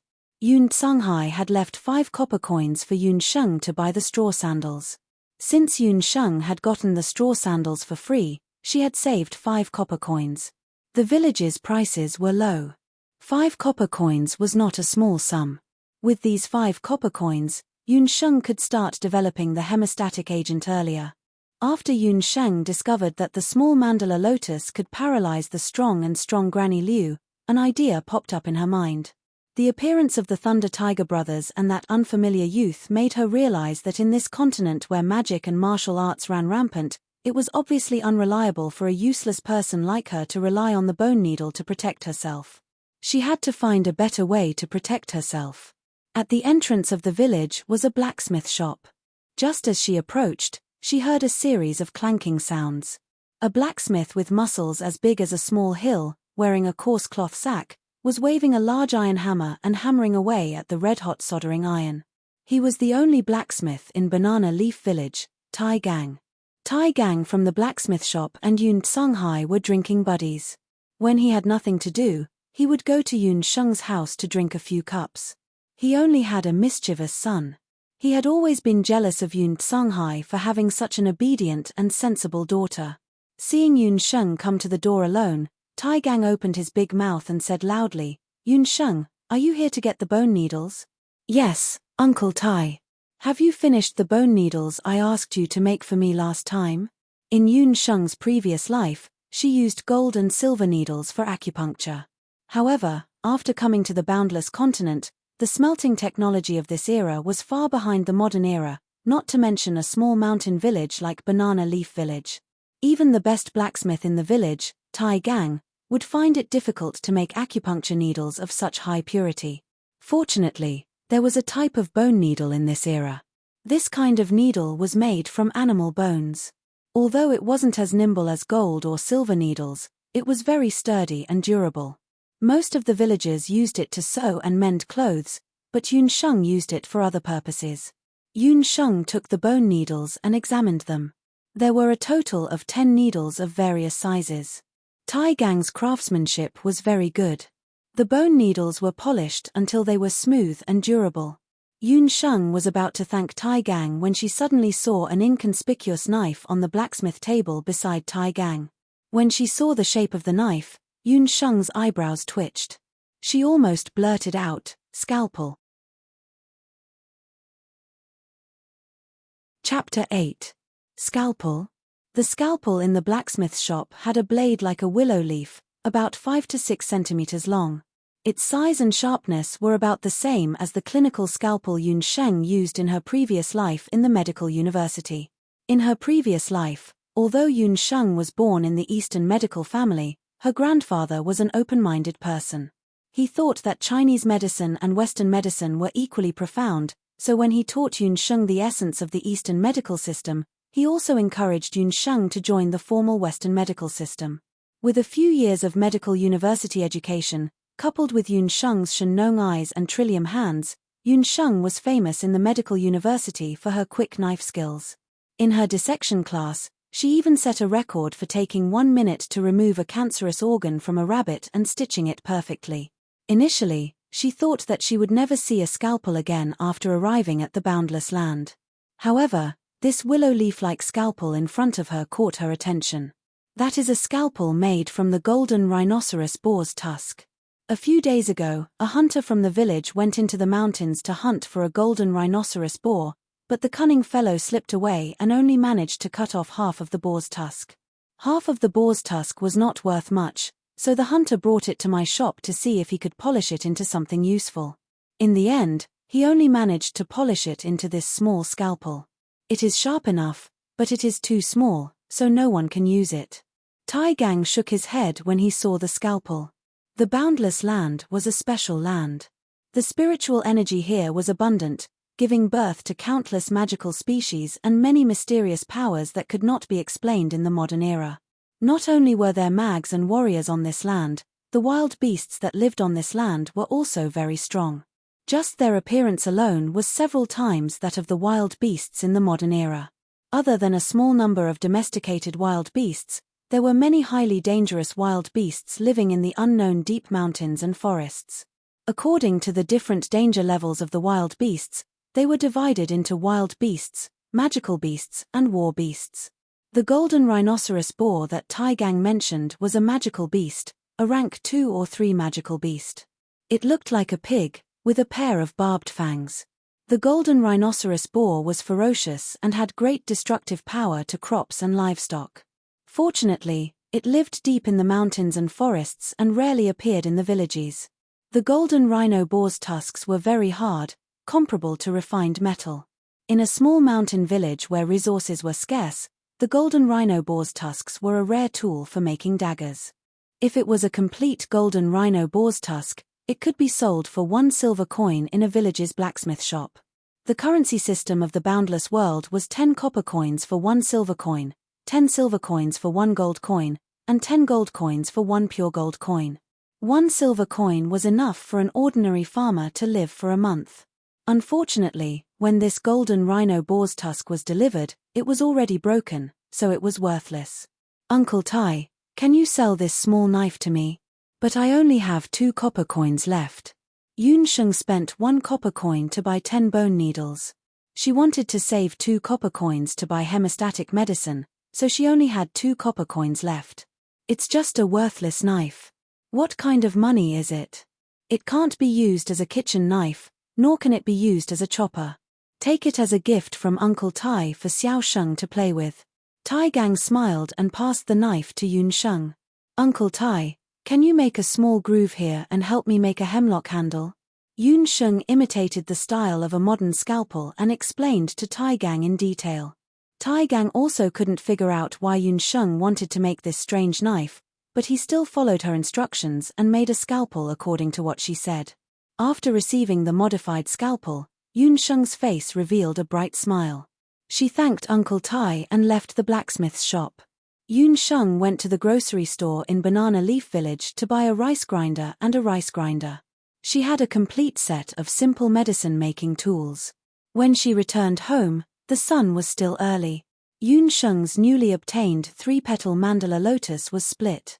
Part of it was transplanted to the medicine field, and the other part was left for the first anesthetic experiment. After all, 3-petal mandala lotus was rare in Banana Leaf Village. Planting it properly would be beneficial for long-term use. The development of anesthetic medicine seemed simple, but it needed to be done carefully. Otherwise, one would be anesthetized like Granny Liu. Yun Sheng used beast skin to simply sew a mask and a pair of gloves. After tying up her hair, she then began to grind the medicine. After busying herself for 2 hours, she finally managed to refine the first batch of anesthetic liquid before Yun Tsunghai returned home for dinner. Yun Tsunghai was drunk again. After returning home, he didn't even eat dinner. He lay on the bed and fell asleep. The next morning, when the sun was high in the sky, Yun Tsunghai woke up dizzily and found that the stove had heated porridge. Porridge was the best for sobering up. There was a piece of paper on the stove that said, "Father, I went to the village head's house to help with the farm work. I might not be back at noon. Remember to drink the porridge while it's hot. Yoon Sung-hai put down the paper and drank a few mouthfuls of porridge.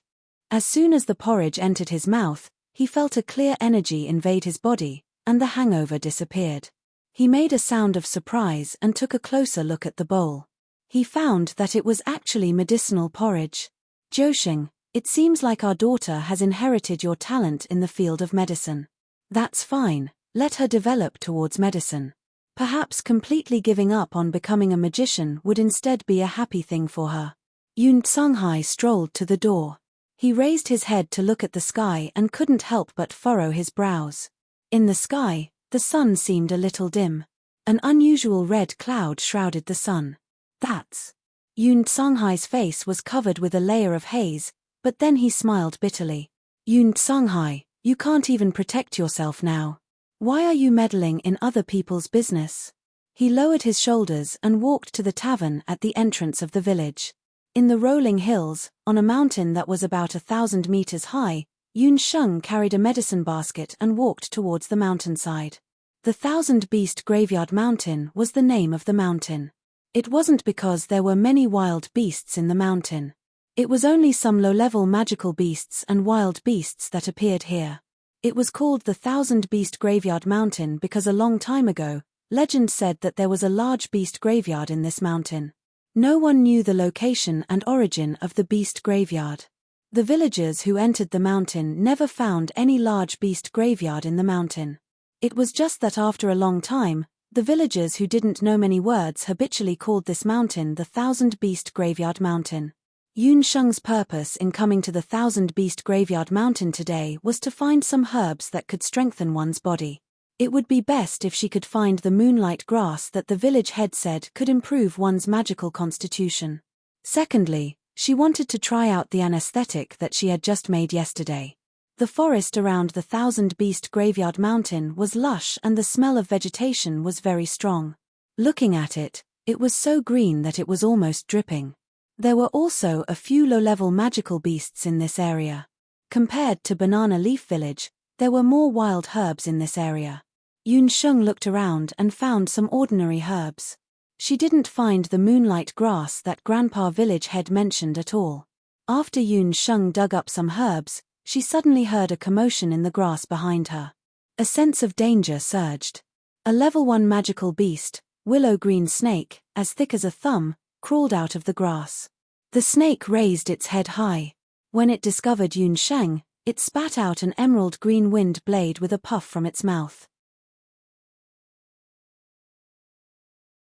Chapter 9.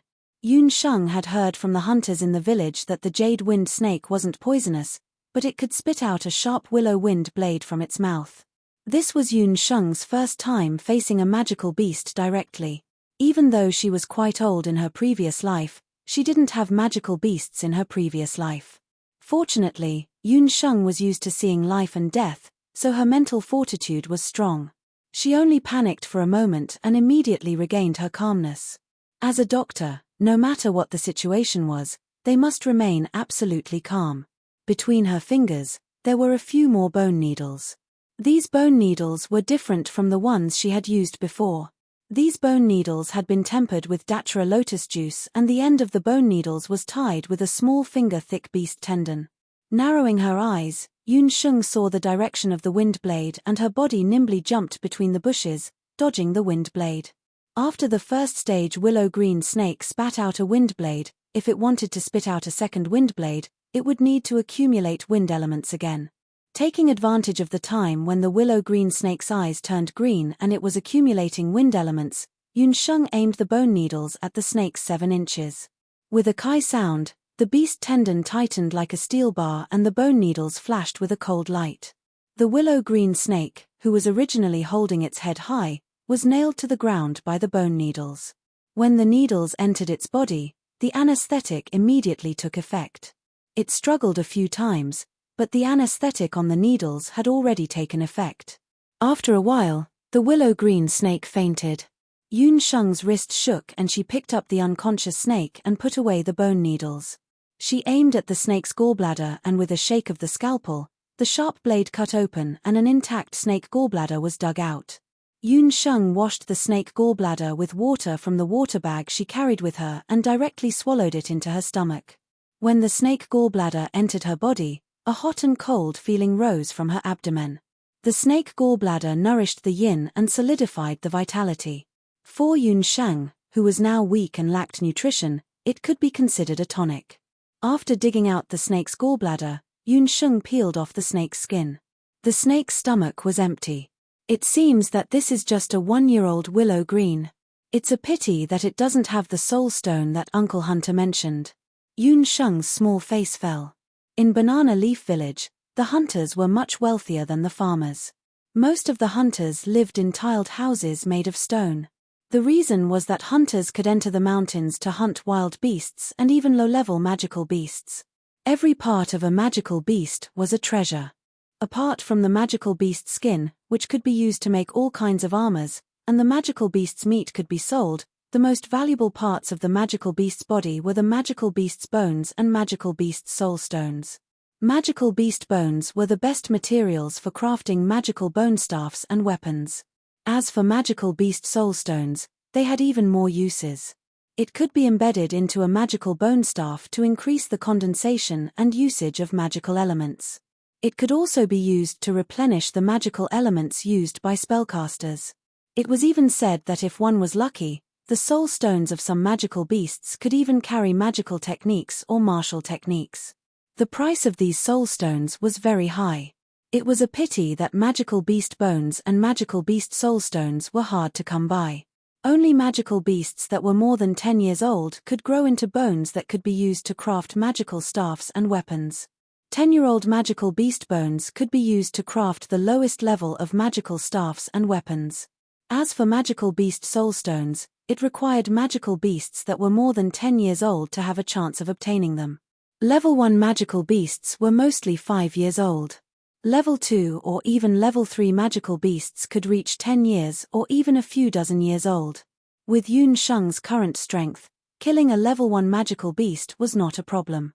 If she encountered a group of Level 1 or Level 2 magical beasts, she would be at a disadvantage. Yun Sheng did the same thing and searched around the Thousand Beasts tomb. She killed a few willow green snakes and found some commonly used herbs to strengthen the body. Unfortunately, she did not find the legendary moonlight grass that could change the magical constitution. It's almost noon. Let's go home first. If father can't find you at the village chief's house, it will be troublesome. Yun Sheng walked down the mountain. At this time, the sky darkened. Yun Sheng looked up at the sky and saw a colorful red cloud floating in the sky. That red cloud was entrenched in the Thousand Beasts tomb area and refused to disperse for a long time.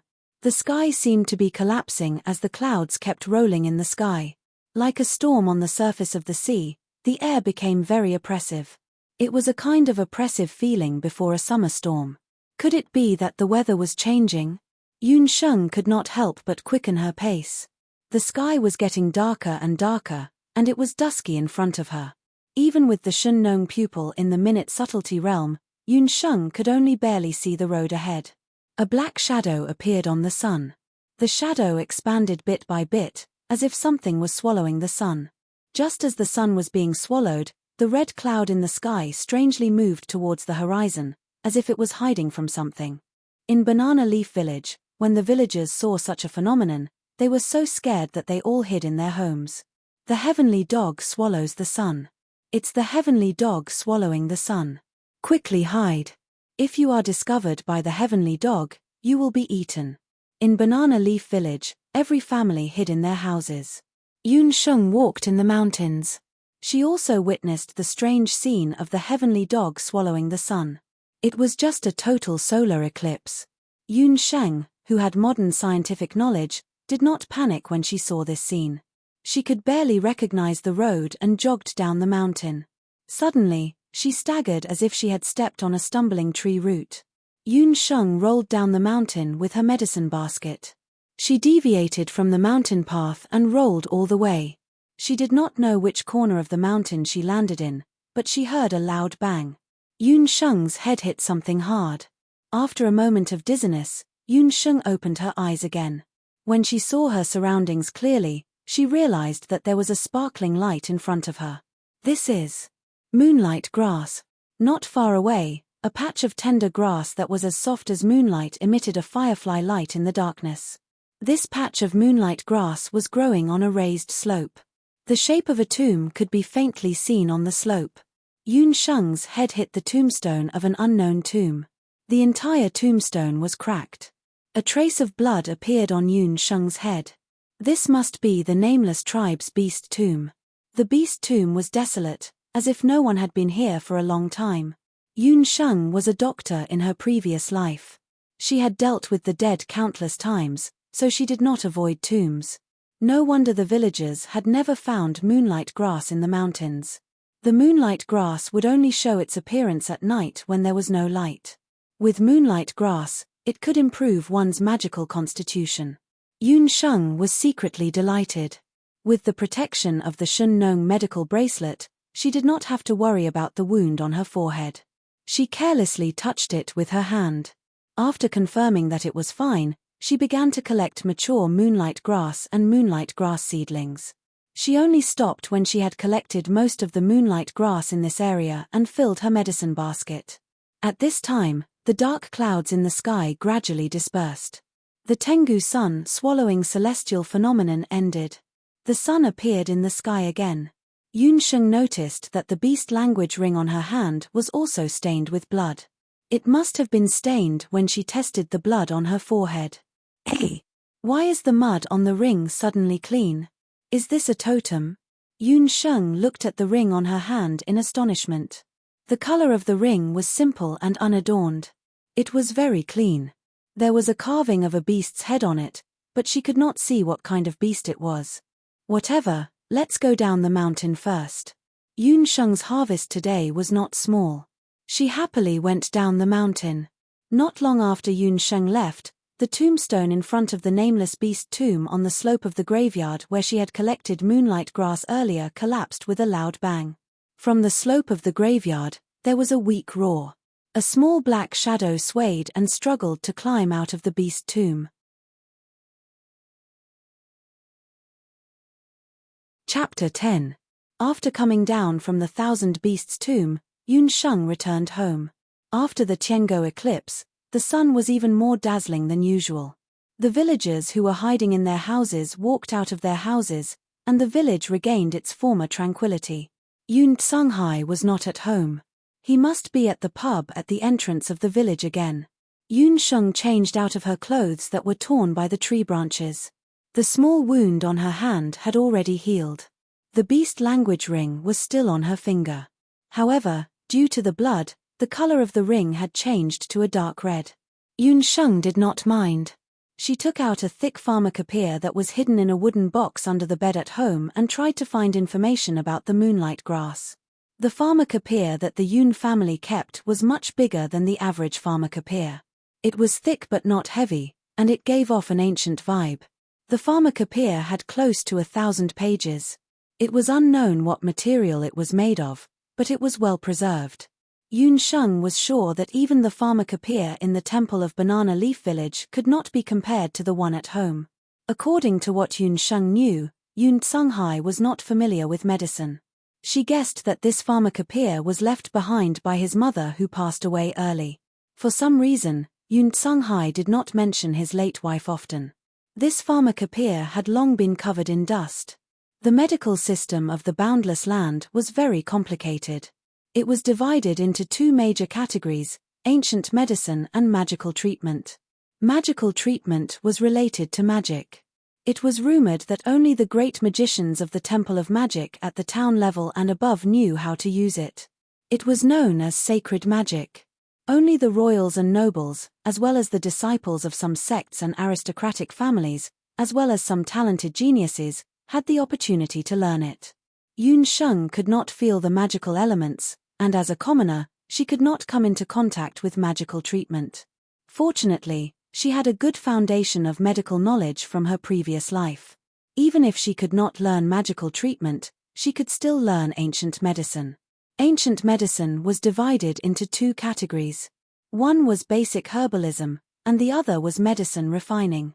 The pharmacopoeia in the Yun family was a pharmacopoeia that recorded a large number of basic herbs. The compendium of 10,000 herbs was similar to a traditional Chinese herbal medicine compendium. It mainly introduced various common and rare herbs, and also described the names, characteristics, effects, and appearances of various herbs. When she was 2 or 3 years old, she had already familiarized herself with the language of the boundless world and started to dabble in basic herbology. After flipping through more than 10 pages, she found a record of moonlight grass. Moonlight grass.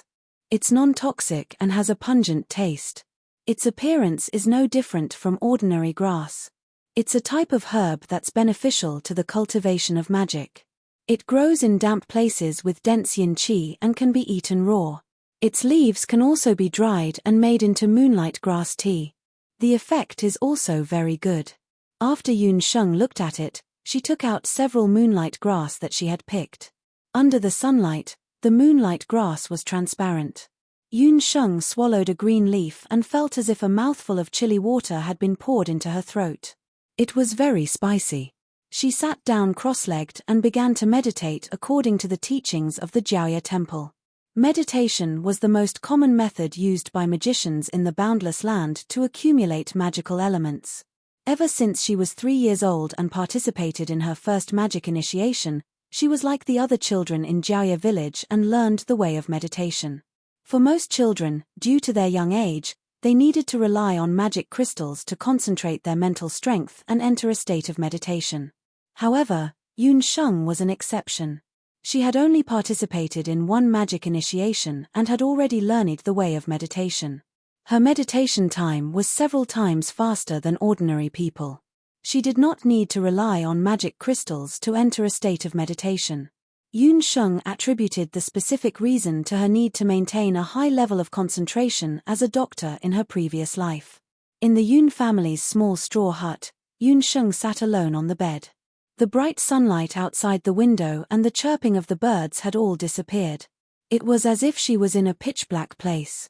Yun Sheng meditated while recalling the concepts of magic that Grandpa Village Chief had told her. There were 4 natural elements in the continent: wind, earth, water, and fire. They corresponded to the 4 colors: green, yellow, blue, and red. Depending on one's meditation state and elemental affinity, the natural elements one could perceive would be different as well. Generally speaking, the perception of magic elements was related to a person's personality. For example, people with a fiery temper had the best ability to capture the red fire element. People with a flexible personality had a unique advantage in perceiving the blue water element. People who were fickle and sensitive could keenly sense the green wind element. People who were honest were born to be favored by the earth element. However, perception was not necessarily related to one's personality. In some cases, there would be exceptions. For example, Grandpa Village Chief could perceive the power of wind and water elements at the same time. In the past 3 years, Yun Sheng could only see pitch-black darkness. However, after eating the moonlight grass today, she noticed that there was a change in the darkness. Vaguely, there seemed to be countless light spots in the darkness. They were sparkling like stars. Those stars were increasing in number and gradually occupied Yun Sheng's entire meditation space. Red, like a burning cloud, jumped in Yun Sheng's meditation space. Grandpa Village Chief once said that the more elemental energy one had, the higher one's magical talent would be. From pitch-black darkness to a large amount of fire element, such a big change made the usually calm Yun Sheng ecstatic. Fire element was the fiercest among the 4 natural elements. At the same time, it was also the most aggressive. Yun Sheng still remembered that when she first came to the Boundless Land, her father, Yun Tsunghai, released a sea of fire. Perhaps it was because of her father that she inherited the magical physique of the fire element. After the ecstasy, Yun Sheng continued with the next step of meditation. Perceiving the magical elements was the first step. This meant that Yun Sheng had just become a magic apprentice. Just perceiving the magical elements was not enough to use magic. She had to condense the fire element into a magical flame seed and store it in her body. As long as she could store a magical element of one color in her body, She could be promoted from a magic apprentice to a mage and learn the most basic magic. She carefully used the power of meditation to guide the red magical elements and continuously condensed them. Just as Yun Sheng successfully attracted a large amount of fire elemental magic, the red fire elemental magic suddenly disappeared. It was as if an invisible hand had swept away all the fire elemental magic. Yun Sheng's brain felt as if it was hit by a heavy hammer. Her consciousness instantly shattered like glass. Her small body shook violently, and her face instantly turned pale. She opened her eyes, which were filled with unwillingness and pain. Interrupted meditation. Failed. The most important step in the transition from a magic apprentice to a mage was the step of accumulating magical elements after perceiving the magical elements. She had failed. Yun Sheng did not understand where she went wrong. Why could she not accumulate the magical elements in her body? The side effects of interrupted meditation were terrifying. This meant that she would not be able to meditate a second time for the next day. She did not notice that just now, the beast speech ring on her hand flashed red and then returned to its original color. With a heavy heart, Yun Sheng swallowed another moonlight grass. She washed the remaining moonlight grass and dried it. In the next few days, Yun Sheng took advantage of Yun Songhai's absence to meditate a few times. Every time she meditated, she could see more and more fire element. But without exception, all the magical elements would disappear at the last moment. A few days passed in the blink of an eye. Yun Sheng was still unable to accumulate magical elements, but the day of the herb gatherer selection at the Jiaoye temple was approaching. Chapter 11. Banana Leaf Village was a small mountain village. News of the arrival of an archmagus in the village's temple had spread throughout the village a few days ago. Most of the villagers were herb farmers. To them, the temple was an unreachable existence. Banana Leaf Village was too small. The pharmacists who could prescribe medicine and treat illnesses were unwilling to stay. Thus, the sorcerers in the temple took on the role of basic healers. The previous mage who had been stationed at the Jiaoye temple had no choice but to retire due to old age. The new great mage had taken over the Jiaoye temple. On the day the archmagus arrived, he announced that he was recruiting a herb gatherer. Being a herb gatherer at the temple was a lucrative job. Not only would one be exposed to all kinds of herbs and even knowledge of medicine refinement, but they would also be able to serve the new archmagus. They would also be paid 20 copper coins, which was 2 silver coins, per month. In the eyes of the simple villagers, if their own children were chosen, it would be a blessing to their ancestors. Although Grandpa Village Head had recommended Yun Sheng, he could not resist the enthusiasm of the villagers. All of them were racking their brains to send their children to the Dharma temple. In the end, the village head had no choice but to discuss with the temple and put up a notice to select a herb gatherer. It was posted under the notice board at the entrance of the village. The notice was as follows: the Banana Leaf Temple is recruiting a herb gatherer. The age range is from 6 to 13 years old. There are no restrictions on gender. The requirement is to have the ability to identify herbs and experience in picking herbs. Children who are interested in participating in the selection must gather outside the Banana Leaf Temple on the day of the assessment. They will be selected by the new Archmagus Yang. On the day of the assessment, Yun Sheng woke up early. After cooking breakfast, she walked over to Yun Songhai's bed. "Father, I'm going to the temple to participate in the selection of a herb gatherer today." Yun Sheng was hopeful. This herb gatherer assessment reminded her of the college entrance examination. It was very meaningful. Yun Songhai didn't seem to hear her and continued to sleep. Although Yun Sheng already knew that this would be the result, a trace of disappointment still flashed across her eyes. "Then Sheng will go first. I will definitely become a herbal gathering boy." Hearing Yun Sheng walk out quietly, the room regained its tranquility. Yun Songhai suddenly sat up, seeming to be deep in thought. Yun Sheng arrived in front of the Jiaoye temple. It was very lively at the moment, and the scene was not inferior to the annual magic enlightenment.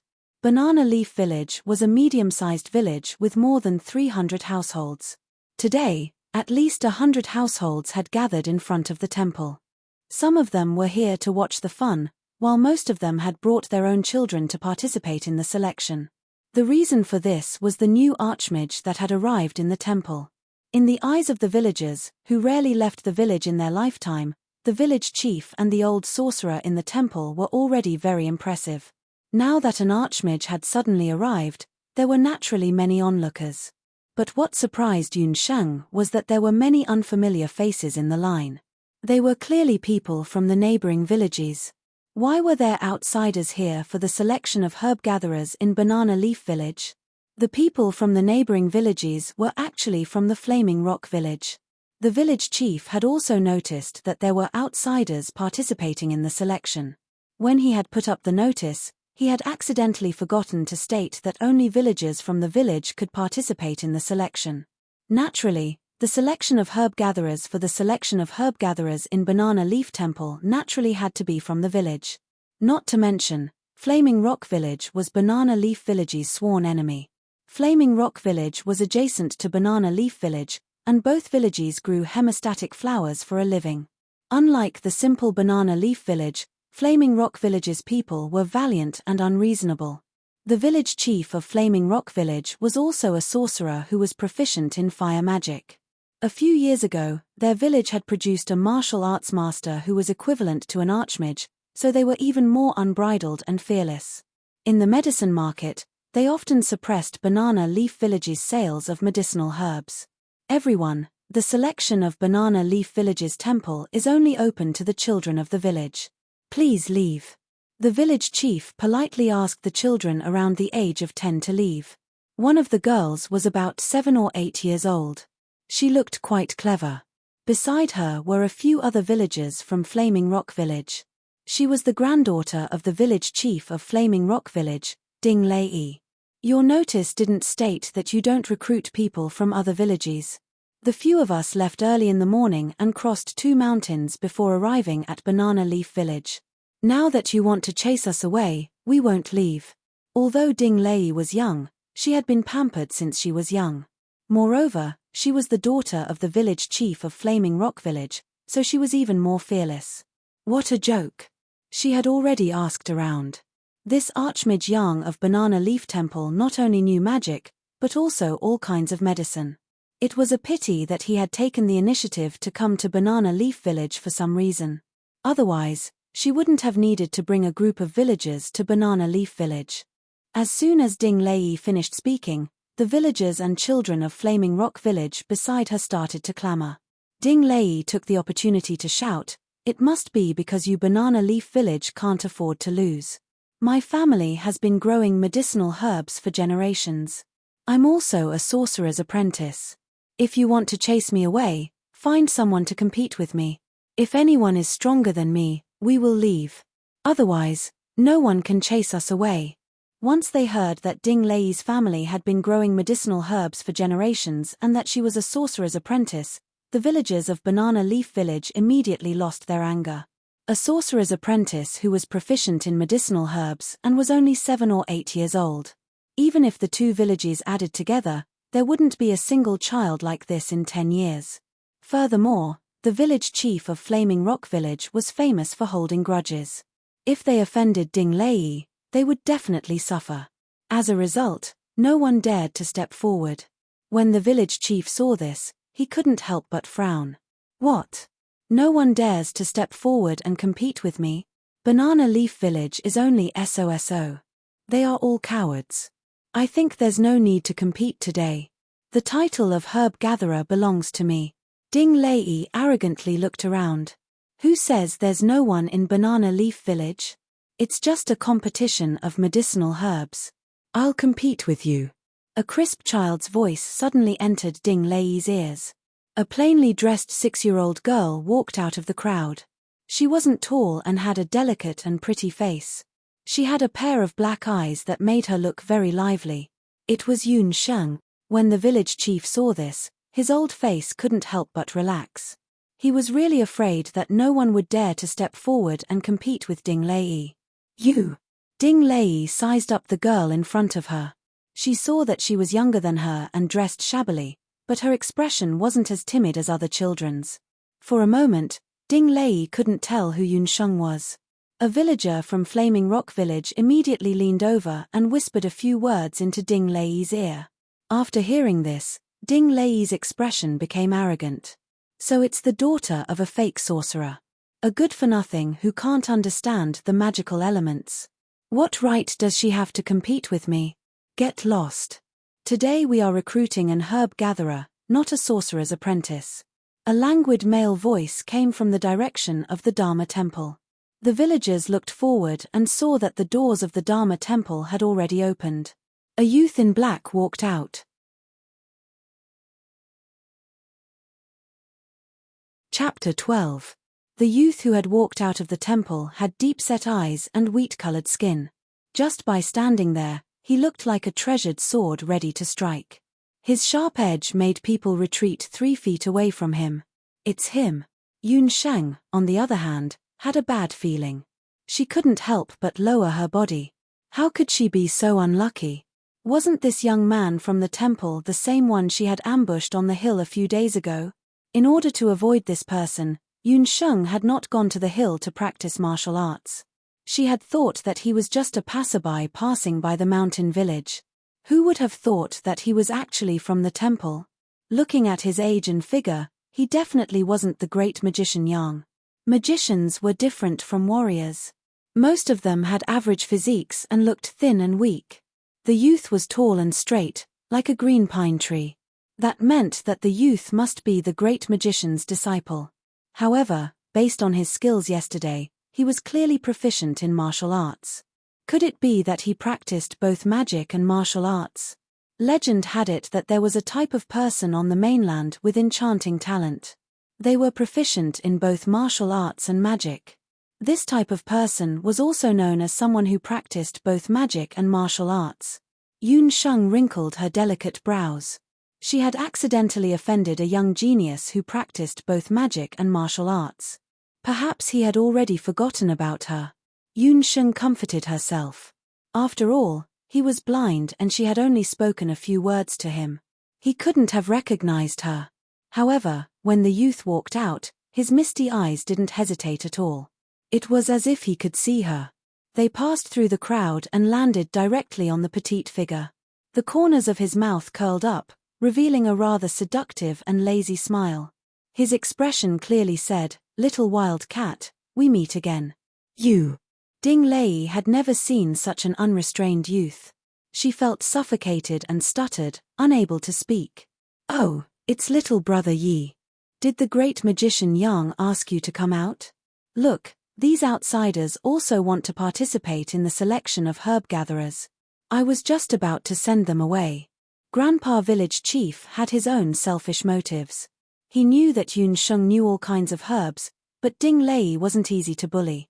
Her family had been medicine farmers for several generations, and her father was the first martial grand master in Cinderclast Village 10 years ago.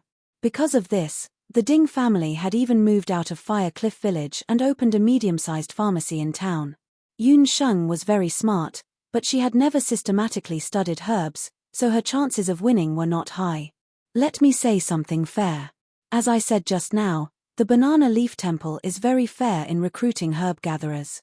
It doesn't require them to know magic, but it also doesn't stipulate that they have to be from Banana Leaf Village. The young man's gaze never left Yun Sheng. The young man had heard everything that had happened outside the temple.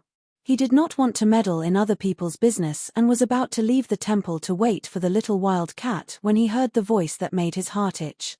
Out of his 5 senses, other than his eyesight, his other 4 senses were different from ordinary people. Although Yun Sheng had only spoken a few words to him, he had engraved her aura and voice into his heart. That damned blind man, he did it on purpose. Yun Sheng pursed her lips. Just now, the young man had winked at her. She really did not understand how a blind man could make a blinking motion so seductive. The bystanders did not notice the small movements between the two. The village head's face was full of embarrassment. This young man surnamed Yi had come to Banana Leaf Village with great magician Yang. His identity was very mysterious. He was not great magician Yang's disciple, but he was also an illegal temple member.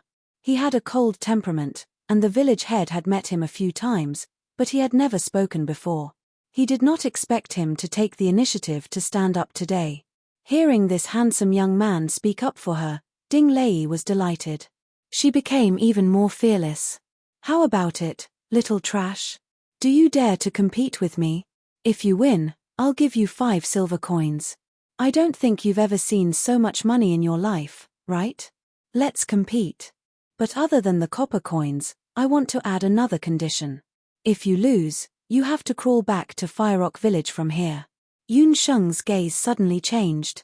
If people did not offend her, she would not offend them. If people offended her, she would return the favor tenfold. This Ding Lei was arrogant. Just now, she had laughed at her Banana Leaf Village and mocked the village head's grandfather. As a member of Banana Leaf Village, she had to teach her a lesson. You don't know the difference between life and death. I will compete with you. But looking at your appearance, I don't know if you can take out 5 silver coins. Ding Lei did not put Yun Sheng in her eyes at all. 5 silver coins were equivalent to 50 copper coins. This amount was equivalent to 5 transactions of hemostasis flowers. For any household in Banana Leaf Village, this was not a small amount. Xiao Sheng, don't be angry. Your family doesn't have that many copper coins. The village head's grandfather was also worried. The bet of 5 silver coins was too big. I don't have that many copper coins, but I can use it as a bargaining chip. Village head grandpa, help me take a look. Is this moonlight grass worth 5 silver coins? Yun Sheng took out a small bag of herbs from her little pouch. These moonlight grass were left behind after she had dried them in the sun. The amount of moonlight grass she had picked back was sufficient. After her processing, the quality was absolutely top quality. This is moonlight grass. Wild moonlight grass. The village head's grandfather checked Yun Sheng's bag of herbs and couldn't help but change his expression. Wild moonlight grass was basically exclusively sold on the market. 1 stalk of moonlight grass was worth 1 silver coin. In Yun Sheng's bag of herbs, there were at least 10 stalks, which were worth nearly 10 silver coins. Since both sides have come to an agreement, the herb-gathering boy selection for the Jiaoyi Temple will officially begin. The 2 of you, as well as the village chief, will follow me into the temple. When the youth with the surname Yi heard the 2 people's bet, he did not reveal anything and led them inside. The onlookers were all blocked outside the temple. Yun Sheng, Ding Lei, and the village head entered the temple together. The temple in Banana Leaf Village was the most spacious house in the entire village. It was made up of 5 or 6 tiled houses in picturesque disorder. Yun Sheng didn't come to the temple often. She had only come 3 times to participate in the magic enlightenment. Moreover, she had gone directly to the main hall of the temple. Today, Youth Yi led them directly through the main hall and walked to the back of the temple. At the door of the back of the temple stood a middle-aged man. The man was about 50 years old. His body was thin, his nose was like an eagle's hook, and his skin was yellow. He wore a long greenish-grey robe. From afar, he looked like an old tree stump. Master Yang. When the village head saw the middle-aged man, he bowed respectfully. In the boundless land, the strong were respected. Although the village head was old, he was only a sorcerer. Compared to an archmage, he was 1 level lower. Yun Sheng noticed that this middle-aged archmage's eyes were gloomy, and he exuded a gloomy aura. He glanced at the 2 children indifferently and said unhappily, "Why are there only 2 of you?" What he needed were clever and nimble young children. At first glance, he could tell that these 2 children had ordinary talent. Especially the younger one, who was extremely thin and weak. He didn't even have a bit of magic power around him. A lousy village was indeed a lousy village. They couldn't even find a decent herb-gathering boy. These 2 children were elected by the village. They are the most outstanding candidates. When the village head saw this, he hurriedly tried to smooth things over. Whether they are outstanding or not, we will only know after the assessment. Have the 2 of you read the Qi People's Medicine Encyclopedia? Archmage Yang could only choose the tallest of the shorties. He took out a medicine encyclopedia and placed it in front of the 2 of them.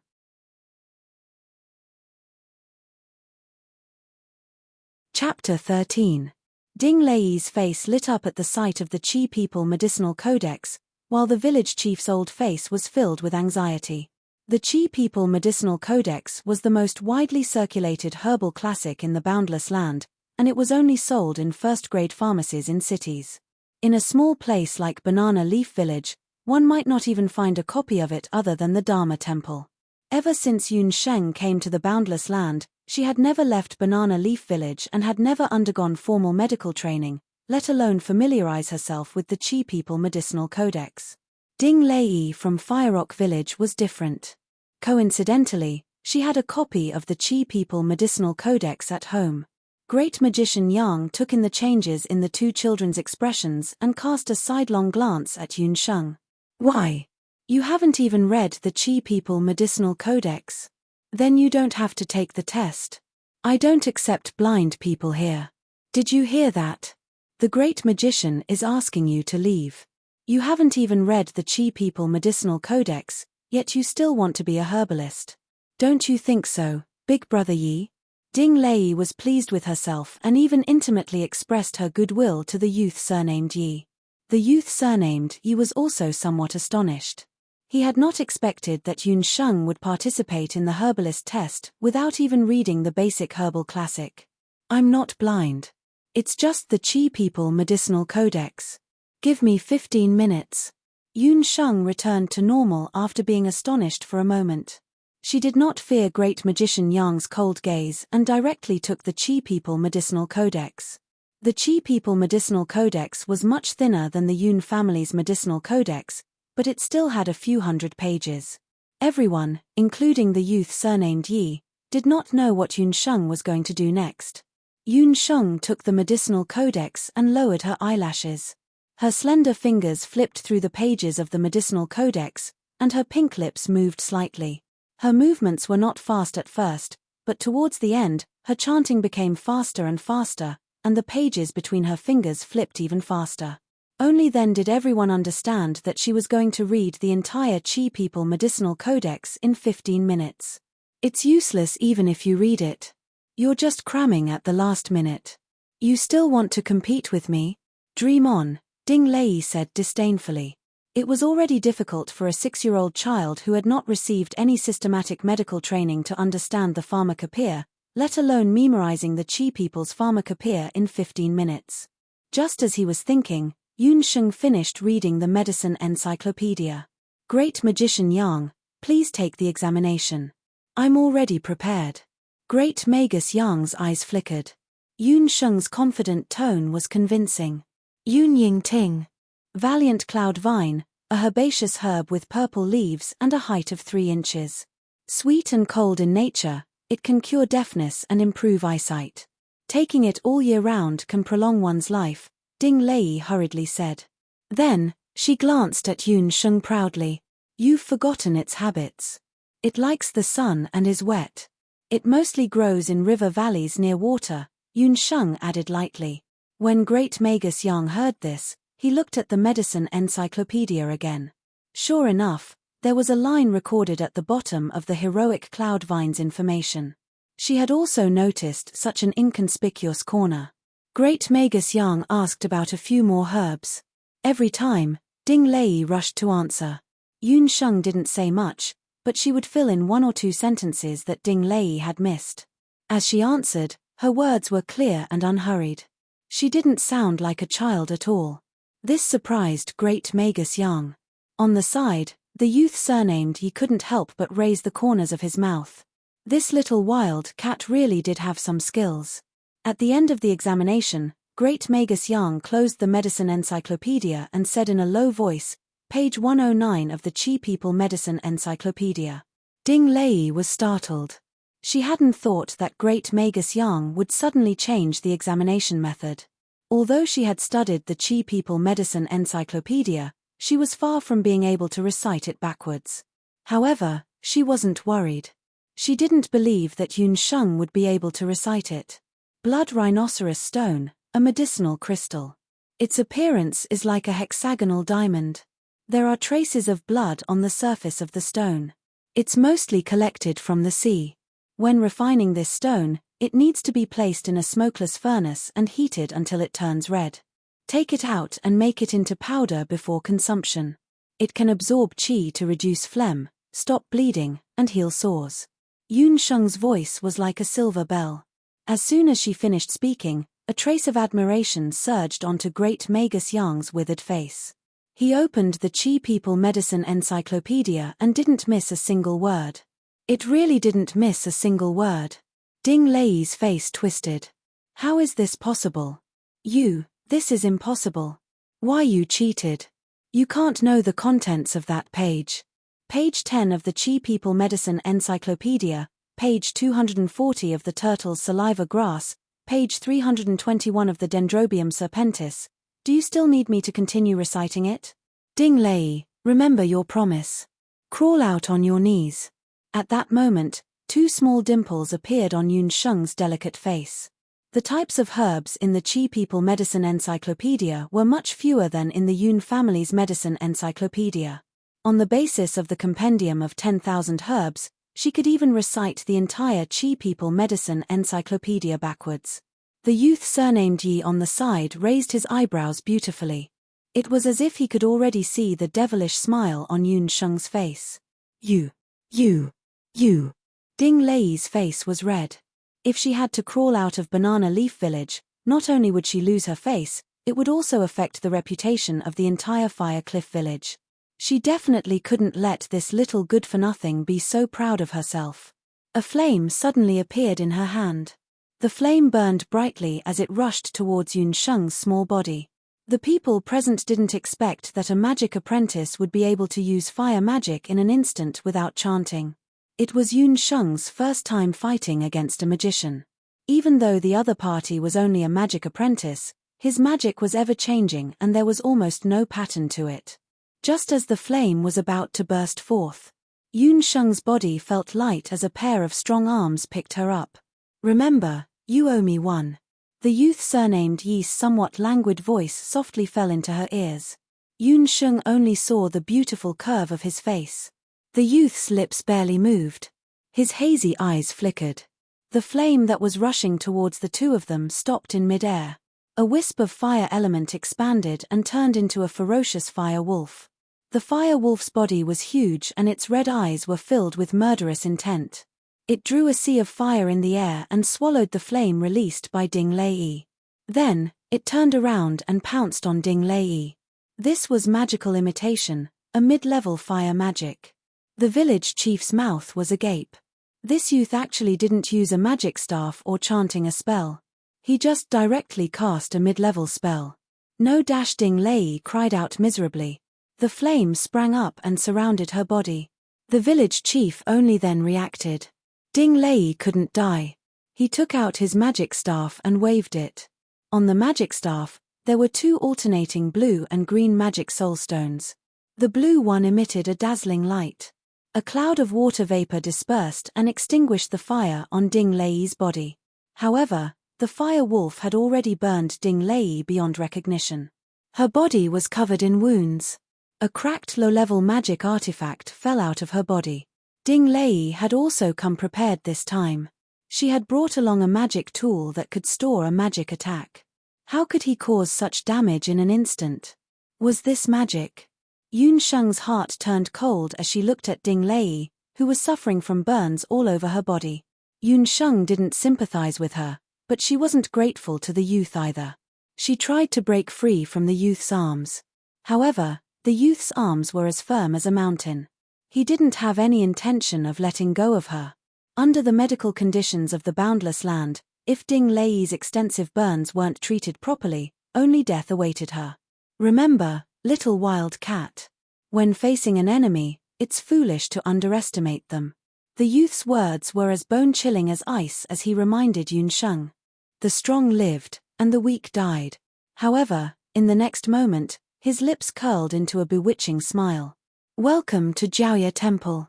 Little wild cat, remember my name, Yi Beiming.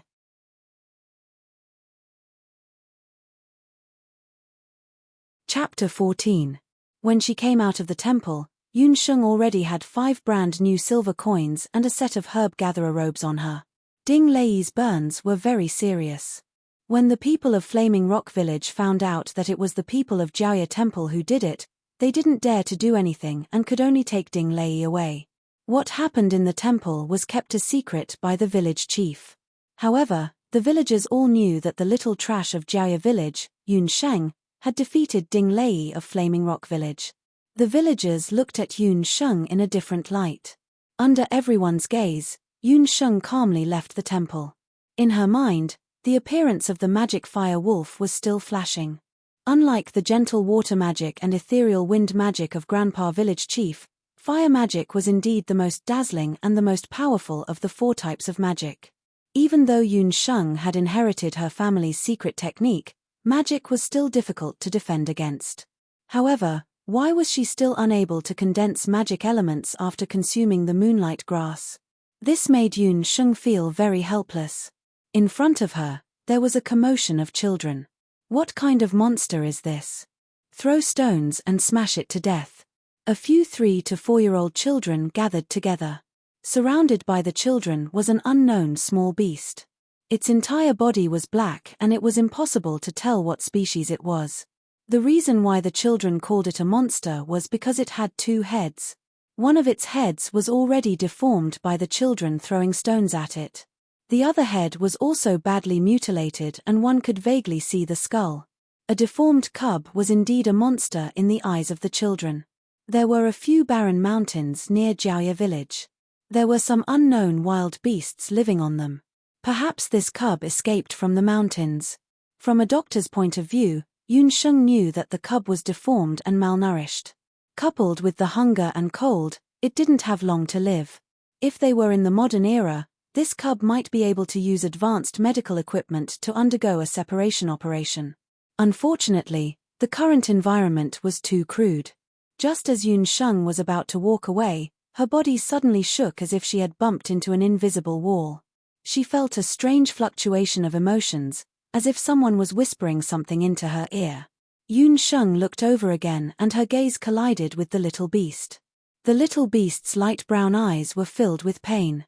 That pained expression was not something a wild beast should have, but more like a child's. Stop, don't bully it. Yun Sheng didn't hesitate. She walked up and chased the children away. When she approached the cub, Yun Sheng found that even though it was seriously injured, it still stood up shakily the moment she approached it. All the dirty fur on its body stood up, and it roared defensively at Yun Sheng. Most wild beasts were hostile to humans, not to mention a cub that had just been bullied. I won't hurt you. Don't be nervous. Yun Sheng knew that a dying beast was the most dangerous. As she spoke, she slowly approached the 2-headed beast. The latter seemed to be thinking about Yun Sheng's words, and there was a trace of confusion in its eyes. Just as the 2-headed beast was thinking, Yun Sheng raised her hand, and a needle filled with anesthetic silently pierced through the air and pierced the cub's back. The cub swayed and fell to the ground. Yun Sheng carried the 2-headed beast and ran home as fast as she could. On a mountain road outside Banana Leaf Village, a few villagers from Flaming Rock Village were pushing a wheelbarrow. On the wheelbarrow was Ding Lei, whose entire body was wrapped in gauze. Yi Beiming's fire magic was very overbearing. Fortunately, the village chief had acted in time, and Great Magician Yang didn't want the villagers from Flaming Rock Village to pick a fight, so he simply treated Ding Lei. Ding Lei's life was saved, but her face and skin were all burned. There was no way she could recover her original appearance in this lifetime. Lei, don't be sad. When we get back to the village, we'll ask the village chief to come forward and work with the pharmacies in the city to reject Banana Leaf Village's hemostatic flower. Let's see how they survive, one of the villagers said hatefully. There's also that Yun Sheng. She colluded with that young man from the Dharma temple to harm me. I must take revenge. I want to kill her. Ding Lei's ugly face was contorted. She was filled with hatred. If it weren't for her, she would have been the herbal-gathering boy. Lei, don't worry. The village chief will help you take revenge, a few of the villagers agreed. You won't be able to take revenge. A person stood at the intersection in front of them. The person was tall and had the smell of bad wine on him. Who are you? What right do you have to say that I won't be able to take revenge? Ding Lei endured the pain and sat up, glaring angrily at the drunkard blocking her way. You bullied the young, and the old couldn't stand it, so I came to stand up for you. The man's breath reeked of alcohol. As he spoke, a walking stick with 5 soul stones on it slid out of his sleeve. No one could bully Sheng-Er. In an instant, the wind and clouds surged in the sky, and the ground strangely burned. Countless tongues of fire were like evil spirits from hell, gathering together and penetrating everywhere. The phantom ghost fire, which could even devour souls, was the most mysterious forbidden fire-type magic on the continent. Sky magic. Before the apprentice Ding Lei could finish her sentence, she had already turned into charcoal. This fire was even more powerful than the mid-level fire-type magic that Yi Beiming had released earlier. The fire was extinguished, and only a few human-shaped ashes were left on the ground. A gust of wind blew, and the ashes drifted away. Cough cough. The drunkard Yun Tsunghai kept the magic bone staff in his sleeve and coughed violently. He laughed bitterly and mocked himself. My magic only has this much power left.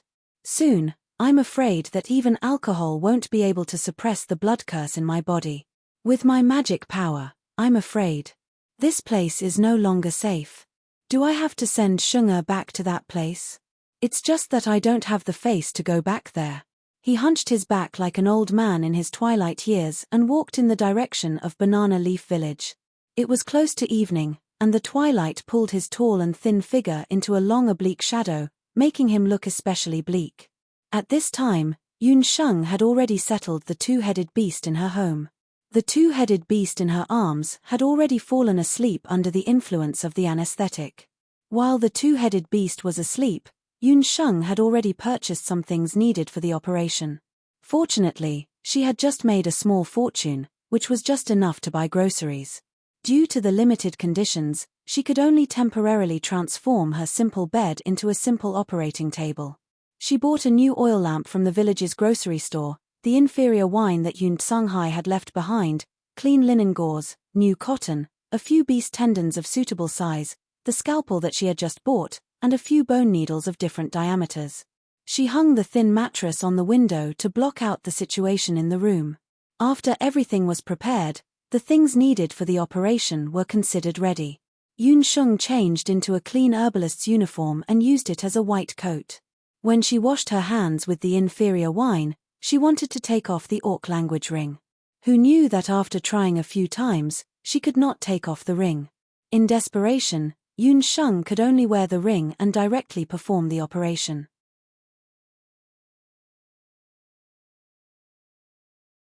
Chapter 15. Yun Sheng scraped off the dirty fur of the 2-headed beast and saw its true appearance. It was a 2-headed hound. Canine magical beasts were not rare, but this 2-headed hound seemed to be different from ordinary canines.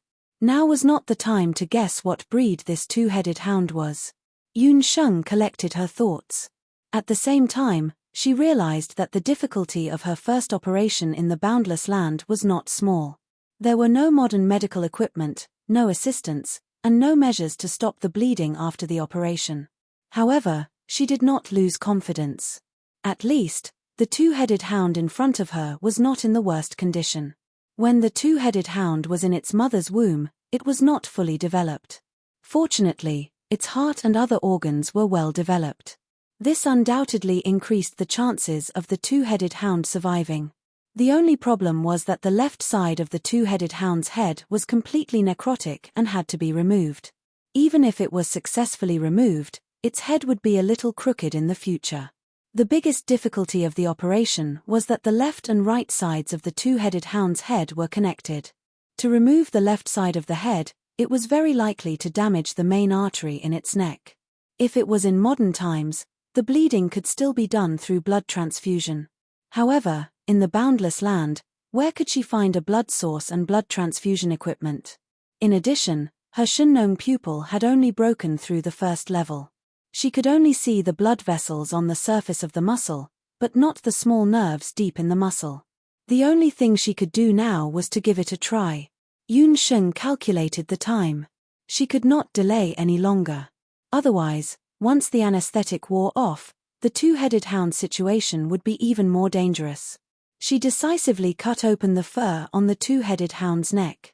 The sharp scalpel had just touched the surface of the skin when it quickly cut open a wound like cutting cloth. The scalpel nimbly bypassed the numerous nerves, the bright red veins, and the lymphatic tissue. Under the oil lamp, Yunsheng's movements were very smooth. It did not look like she was performing a life-or-death operation at all. Instead, she looked more like a pianist playing freely on a stage. The first level of trillium hand and shunnong pupil were used to the extreme by Yunsheng. She found the connecting cartilage of the two-headed hound's left head. After removing the necrotic muscles, all that was left was to remove the extra deformed dog head. Yunsheng's scalpel cut through the last layer of soft membrane. Suddenly, she slit a hidden blood vessel with the scalpel. Blood instantly gushed out. Yunsheng did not stop there. She took out the thinnest bone needle and quickly pierced the surrounding area. Miraculously, the bleeding stopped. After stopping the bleeding, Yunsheng was still very nervous. The soul-healing needle could only stop the bleeding for a while. She had to complete the operation. After the removal was successful, he used the prepared beast bone needles and beast tendons to stitch them up. After a perfect Yunsheng surgical knot was tied, Yunsheng felt weak all over. It was as if all the strength in her body had been sucked out in an instant. She leaned against the bed. When it came to performing surgeries, the chief surgeon's psychological and physical qualities were extremely demanding. Although Yunsheng was well versed in both Chinese and Western medicine in her previous life, she had participated in the medical activities of the United Nations as a Red Cross doctor. Under the extreme conditions of the boundless world, it was easy to imagine the pressure on the body of a 6-year-old girl to complete an extremely simple operation that required a combination of Eastern and Western medicine. Yunsheng placed her hand gently on the two-headed hound's chest. After the operation, the two-headed hound's heart was beating vigorously. 2 small dimples appeared on Yunsheng's face again. She dragged her tired body and tidied up the surgical equipment in the room. After that, she carried the two-headed hound to the storeroom behind the house and made a hay nest for it. Her father, Yun Tsanghai, did not like animals. Yunsheng wanted to wait until the two-headed hound recovered slightly before releasing it. When Yun Tsanghai returned home, he could not find his daughter, Yunsheng's petite figure, in the house. Only the sound of boiling water came from the kitchen. When he walked to the kitchen to take a look, Yun Tsanghai could not help but stare blankly. The porridge pot in the kitchen was open, and the rice grains in the pot were constantly rolling. His daughter, Yunsheng, was lying on the dining table, sleeping soundly. She was still wearing a brand new short herb-gathering robe. "Father, I will definitely become a herb-gathering boy." His daughter's childish words when she left home in the morning were still ringing in his ears. A crack appeared on Yun Tsanghai's calm face. He walked forward and picked up his daughter's small body, the rims of his eyes slightly hot. Yunsheng was indeed tired. She accidentally fell asleep while cooking. This sleep, however, was a deep sleep. In a daze, Yunsheng only felt that she was in a warm and humid place. A gentle female voice whispered in her ear, "Sheng do you blame mother?" "Mother!" Yunsheng's consciousness surged like a tide, and she quickly woke up. She found that her body had become small, and her hands and feet were curled up. She was clearly still in the appearance of a baby. Her body was surrounded by warm amniotic fluid. This was the situation before Yunsheng was born. A woman with an unbelievably beautiful face sat on the bed with difficulty. Large beads of sweat continuously hung from her forehead. The woman was in a simple and crude house. She was about to give birth, and her husband, Yun Tsanghai, was sent by her to find a midwife. The woman was still wearing a ring on her hand. She gently stroked her belly. Yunsheng was certain that this beautiful woman was her mother who had lived a short life. "Although you have not been born yet, mother knows that you must have inherited my talent. It's not that mother is cruel, but they are too strong before you have the ability to protect yourself," the woman muttered. She hesitated for a moment, and then she put her hand on her bulging belly. "Mother can only keep it in the beast language ring. One day, when your own ability awakens, you can wake it up. Yunsheng, promise mother that you must live on strong and protect your father." "I caused him to be unable to return home, and he became an unfilial son that everyone spurned. I owe him too much. After the beautiful woman finished speaking, she left a seal on the ring. After a while, the beast language ring returned to its original state. After the beautiful woman used her magic, her fetus was affected. She was sweating profusely, and the space between her legs was wet. At this time, there was a clamor outside the house. Hu Josheng, so you were hiding here? The beautiful woman sneered. She took out a bone staff and quickly chanted. With a loud bang, the house exploded. The moment the house exploded, Yunsheng woke up with a start from her dream.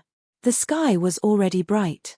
Yunsheng wiped her forehead and found that she was covered in cold sweat. She lowered her head and looked at the beast language ring on her hand. The originally dim beast language ring was shining brightly.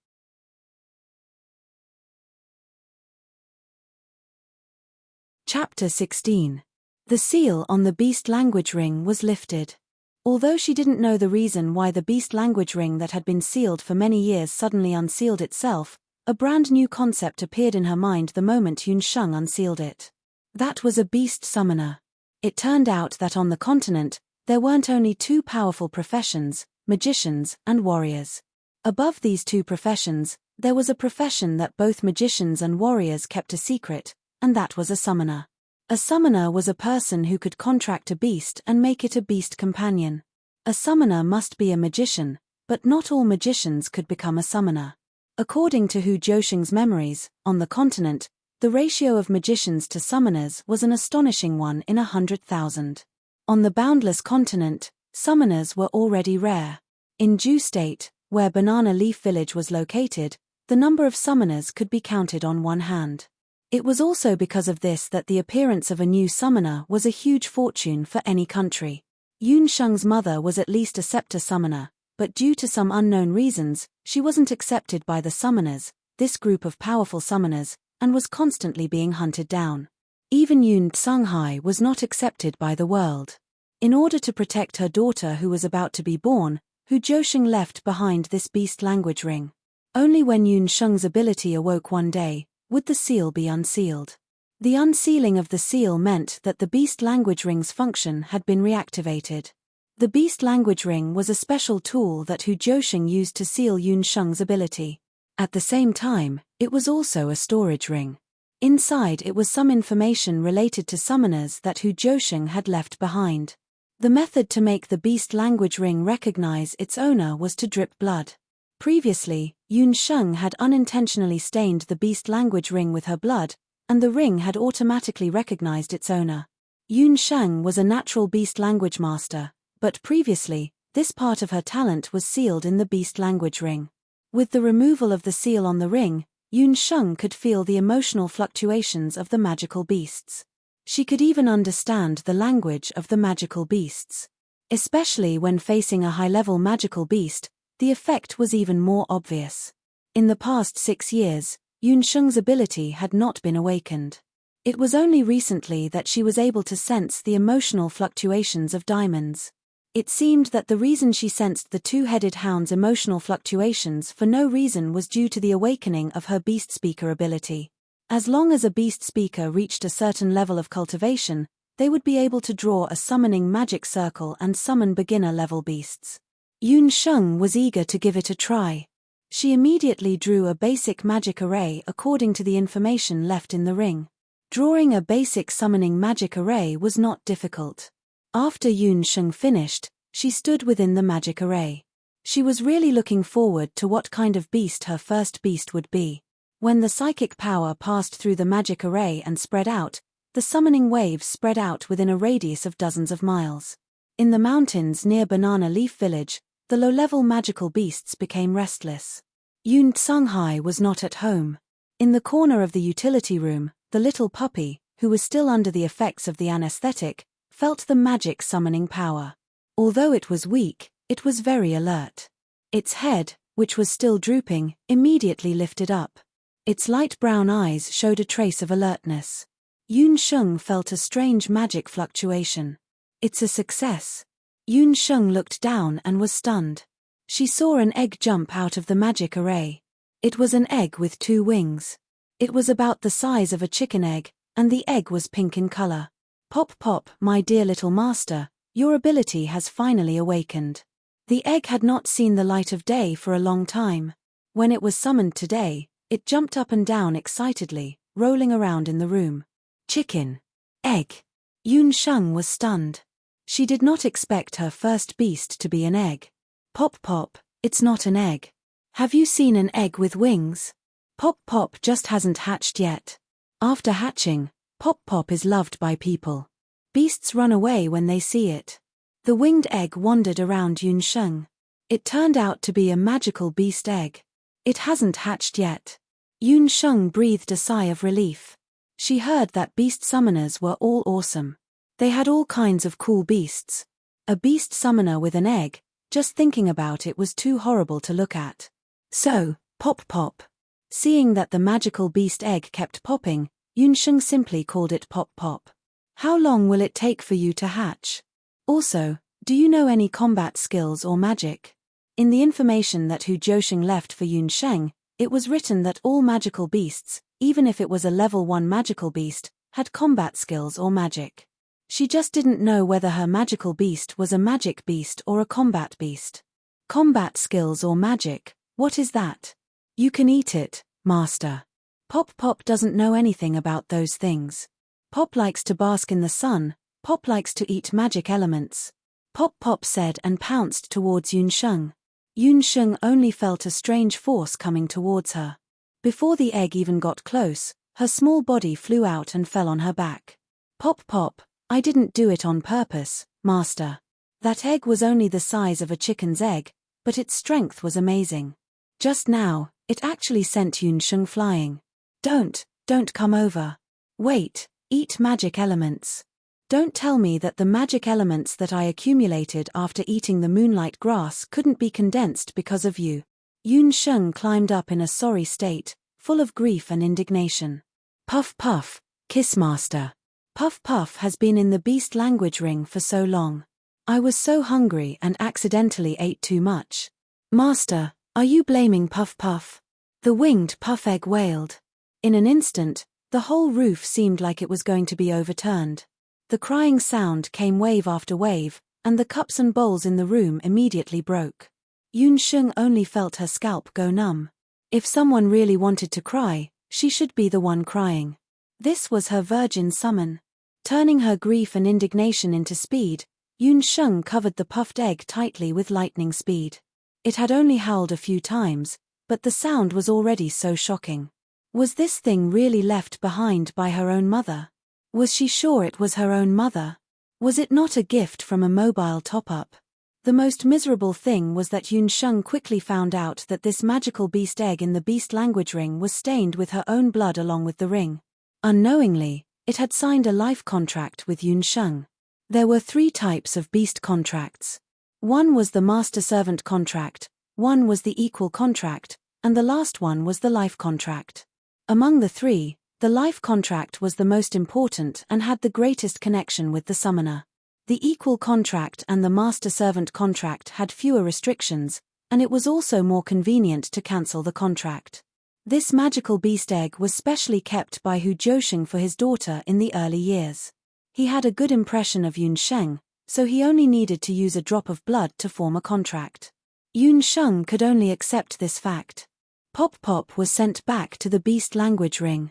Yun Sheng only felt that all her strength had been sucked out. She thought for a while and decided to check on the situation of the 2-headed dog after the operation.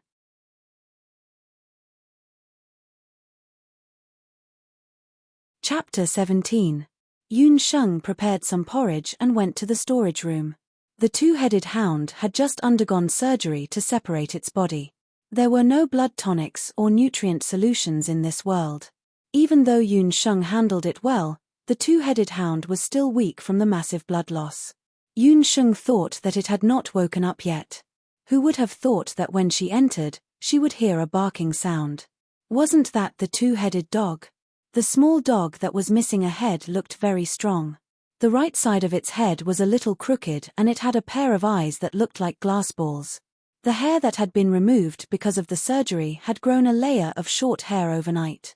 Although it was a little thin, it looked like a modern dachshund. "You're awake. What a tenacious little guy." Perhaps it was because Yunsheng had saved it, but the small dog was less hostile towards Yunsheng.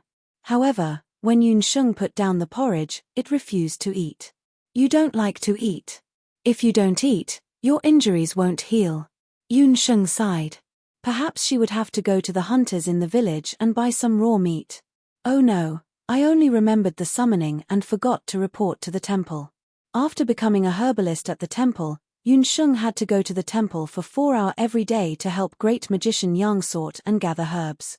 Yunsheng hurriedly left the house. After she left, the small dog looked at the porridge suspiciously. The words that the human had said just now still rang in its ears. If it didn't eat, its injuries wouldn't heal. It hesitated and sniffed the porridge, showing a look of disgust. When Yunsheng arrived at the temple, it was already noon. Great magician Yang had a gloomy face as he fiercely reprimanded her. "Go and tidy up the pharmacy. Before the sun sets, gather all the herbs. If you don't do it well, you don't need to get your salary this month. Also, don't go into the innermost storage room, otherwise." The new great magician's face was cold.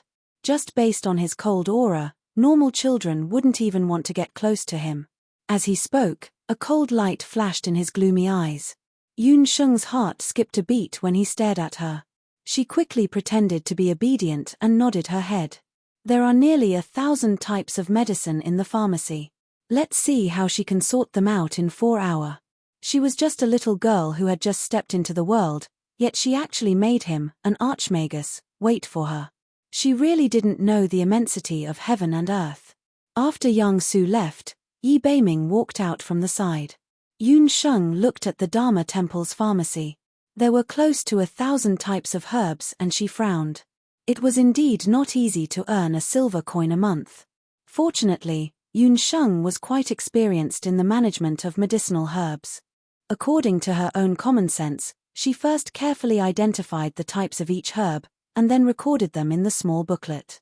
Unknowingly, the sky outside had already darkened, and Yunsheng's nose was filled with a fragrance. Her stomach grumbled uncontrollably. Only then did Yunsheng remember that she had left in a hurry this morning and didn't even have breakfast. The source of the fragrance was Yi Beiming, who had sat down beside the window without her noticing. In his hand, he was holding a fluffy and soft steamed bun. "Little wild cat, are you hungry? Do you want to eat?" "Ah." Yi Beiming winked at Yunsheng. His misty eyes had a mischievous smile. Yunsheng silently said in her heart, "I would rather die than be humiliated. I won't eat food given to me." After another quarter of an hour, those words had changed. Dignity is precious, freedom is even more valuable. If it's for food, both can be thrown away. Just as she waved her hand and was about to snatch the food in Yi Beiming's hand, the latter elegantly took a bite of the steamed bun. Yunsheng was so angry that she almost choked. "You're too slow. With your speed, if you meet that girl from Flaming Rock Village 100 times, you'll die 100 times. You won't be so lucky every time." Yi Beiming conjured up a roasted beast leg in his hand and threw it to Yunsheng. Yunsheng hesitated for a moment as she looked at the beast leg in her hand. She recognized that it was the leg of a magical beast. The price of one was not cheap. Even the village chief's family could not afford to eat it more than a few times. With your small body, if you don't eat some magical beast meat, your physical strength will not improve. Magical beast meat had the effect of strengthening the body. Yunsheng had never eaten magical beast meat before. The fragrance of the food was too tempting. Yunsheng did not care about her manners and began to gnaw on the beast leg. Thinking of the little dog at home, Yunsheng couldn't help slowing down her eating speed. "You have to eat it quickly. I stole this beast leg from great magician Yang. If he finds out, it would be bad." Yi Beiming's voice had just fallen when Yunsheng violently coughed. Her black eyes almost popped out of their sockets. "Don't stare at me. If you're worried about being found out, just go up the mountain and hunt a few magical beasts. But I'll say the ugly words first, whoever eats it will be responsible." "I won't help you." Yi Beiming said this and then jumped. He had already disappeared without a trace, leaving behind a flustered and exasperated Yun Sheng. This damn blind man, he's even more cunning than a fox. Yun Sheng fiercely bit down on the beast leg in her hand as if Yi Beiming was the beast leg in her mouth. But then again, that blind man's culinary skills were pretty good. Yun Sheng quickly discovered that under the effect of the magical beast meat, she could feel a heat spreading through her limbs. She had heard that magical beast meat could strengthen the body. It seemed like this was true. Yun Sheng decided that she would go up the mountain tomorrow morning to hunt some magical beasts. When Great Magician Yang approached the pharmacy around sunset, Yun Sheng was already respectfully waiting there. A booklet with delicate handwriting was presented. It had all kinds of herbs neatly organized and categorized. Great Magician Yang, the temple has a total of 988 kinds of herbs. Among them, there are over 50 that have gone bad and moldy. I've already cleaned them up. The remaining 938 kinds have been placed in different drawers. Each drawer has a corresponding number. You can compare them one by one. Yun Sheng handed over the booklet. Great Magician Yang looked at it and couldn't help being stunned. He had deliberately made things difficult for Yun Sheng, but who would have thought that she would only use a few hours to tidy up the storehouse? After comparing them one by one, he found that all the herbs were good. Great Magician Yang's expression relaxed a bit. He secretly said in his heart, I didn't think that in this small mountain village, there would be a child that is so proficient in medicine. It's a pity that she was born poor and doesn't know magic. Otherwise, if she specialized in magic, she might have been able to inherit my legacy. Great Magician Yang pondered for a moment. After comparing the booklet, he couldn't find any flaws, so Yun Sheng could go back. Great Magician Yang, I found that the parsnip in the pharmacy is already gone. This is a commonly used cold medicine. The villagers often use it and there is a large patch in the back of the mountain. How about I go up the mountain tomorrow and pick some? Yun Sheng had an obedient look on her face. That's fine too. You're still young and it's inconvenient for you to go up the mountain alone. I'll have Beiming go with you. Magician Yang thought about it and agreed to Yun Sheng's request. When Yun Sheng returned home, she found that the bowl of porridge she had left in the morning was still full. She placed the remaining magical beast leg in front of the small dog. The small dog looked at Yun Sheng and finally couldn't hold back. It bit on the leg of the magical beast and began to gnaw on it. Yun Sheng's lips curled into a smile.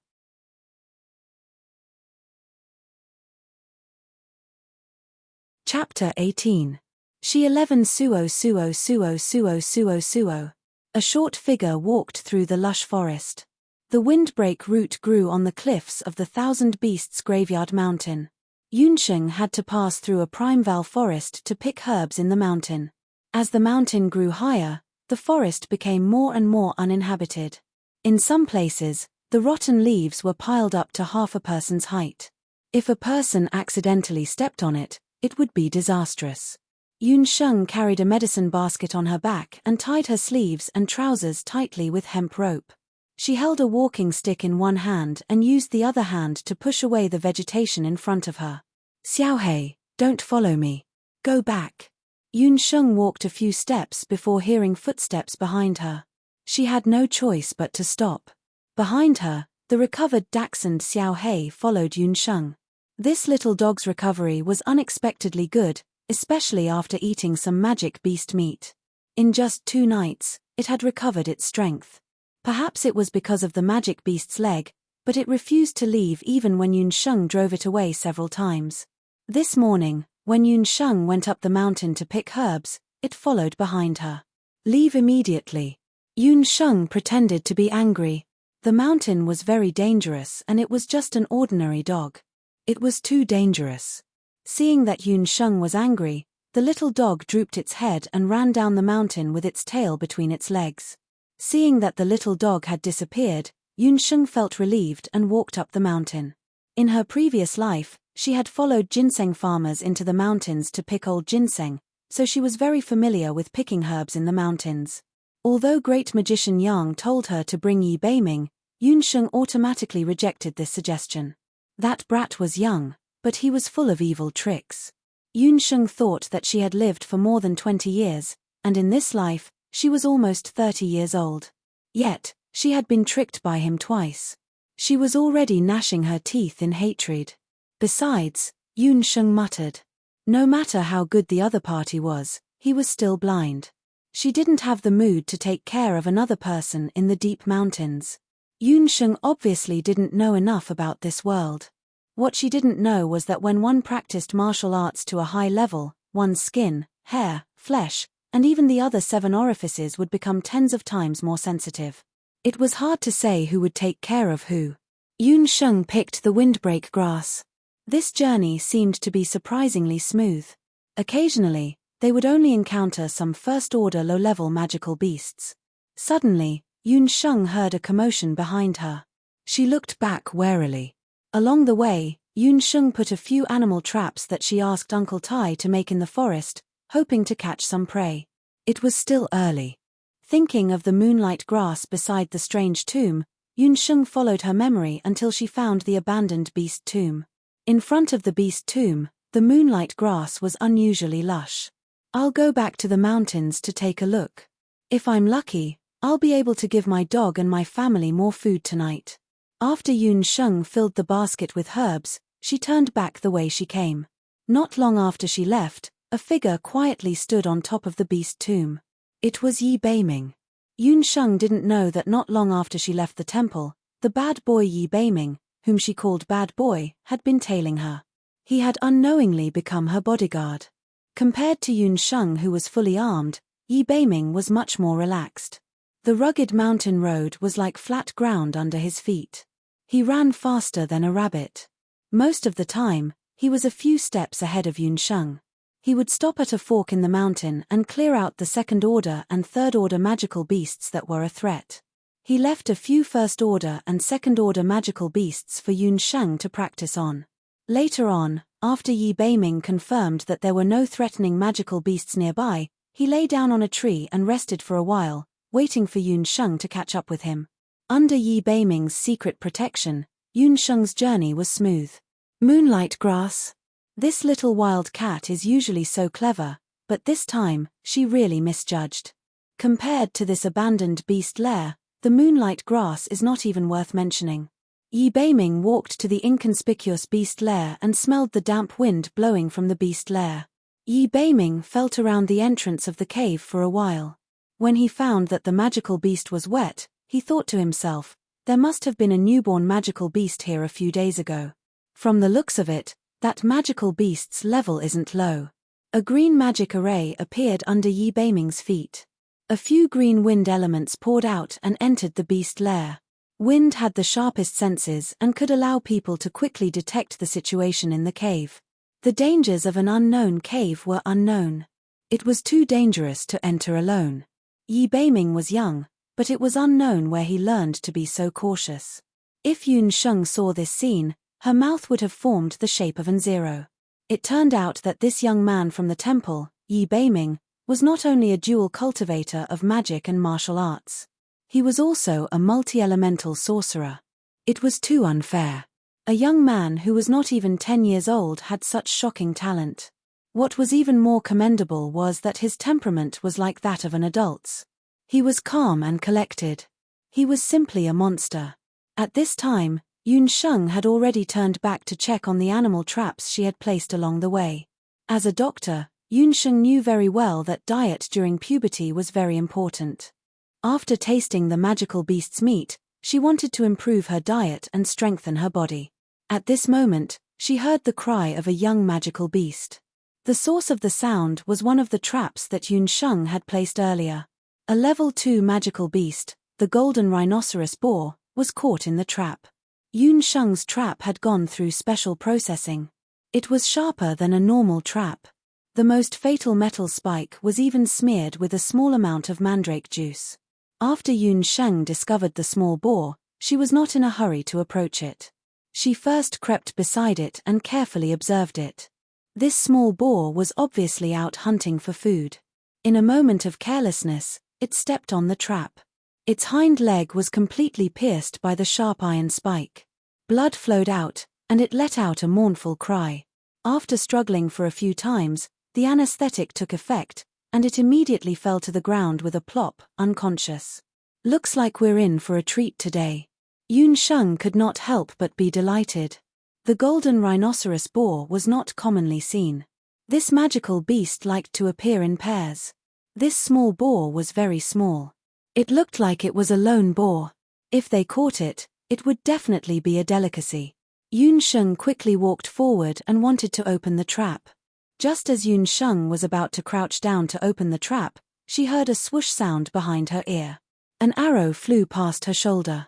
Yun Sheng reacted quickly and rolled away to avoid it.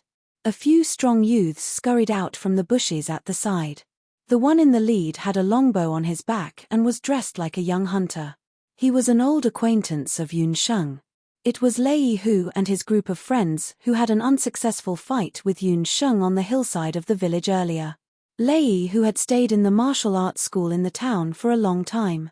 All kinds of hunting activities were popular among martial artists. After he returned to the village, he wanted to go up the mountain to hunt a magical beast so that he could show off at the martial arts school. Lei Hu was also a clever person. He had asked the old hunter and found out that only in the depths of the Thousand Beasts graveyard could one catch a slightly higher level magical beast. Thus, he encouraged the children of the hunters in the village to go up the mountain together. Who knew that not long after they went up the mountain, they would see Yun Sheng catching the small boar. If it had been someone else, Lei Hu could only be jealous. But when he saw that the person who caught the small boar was that good-for-nothing Yun Sheng, he was jealous and evil at the same time. There was no one around. Yun Sheng had come alone. He had heard that she had become a herbalist in the Dharma temple. She must have come into the mountain to gather herbs. In such a deep forest, the little good-for-nothing would not be so lucky. The village chief could not come and save her again. Little good-for-nothing, it's you again. This small boar is mine. If you know what's good for you, hand it over. Lei Hu grinned and waved his stone-like fist, threatening Yun Sheng to hand over the prey.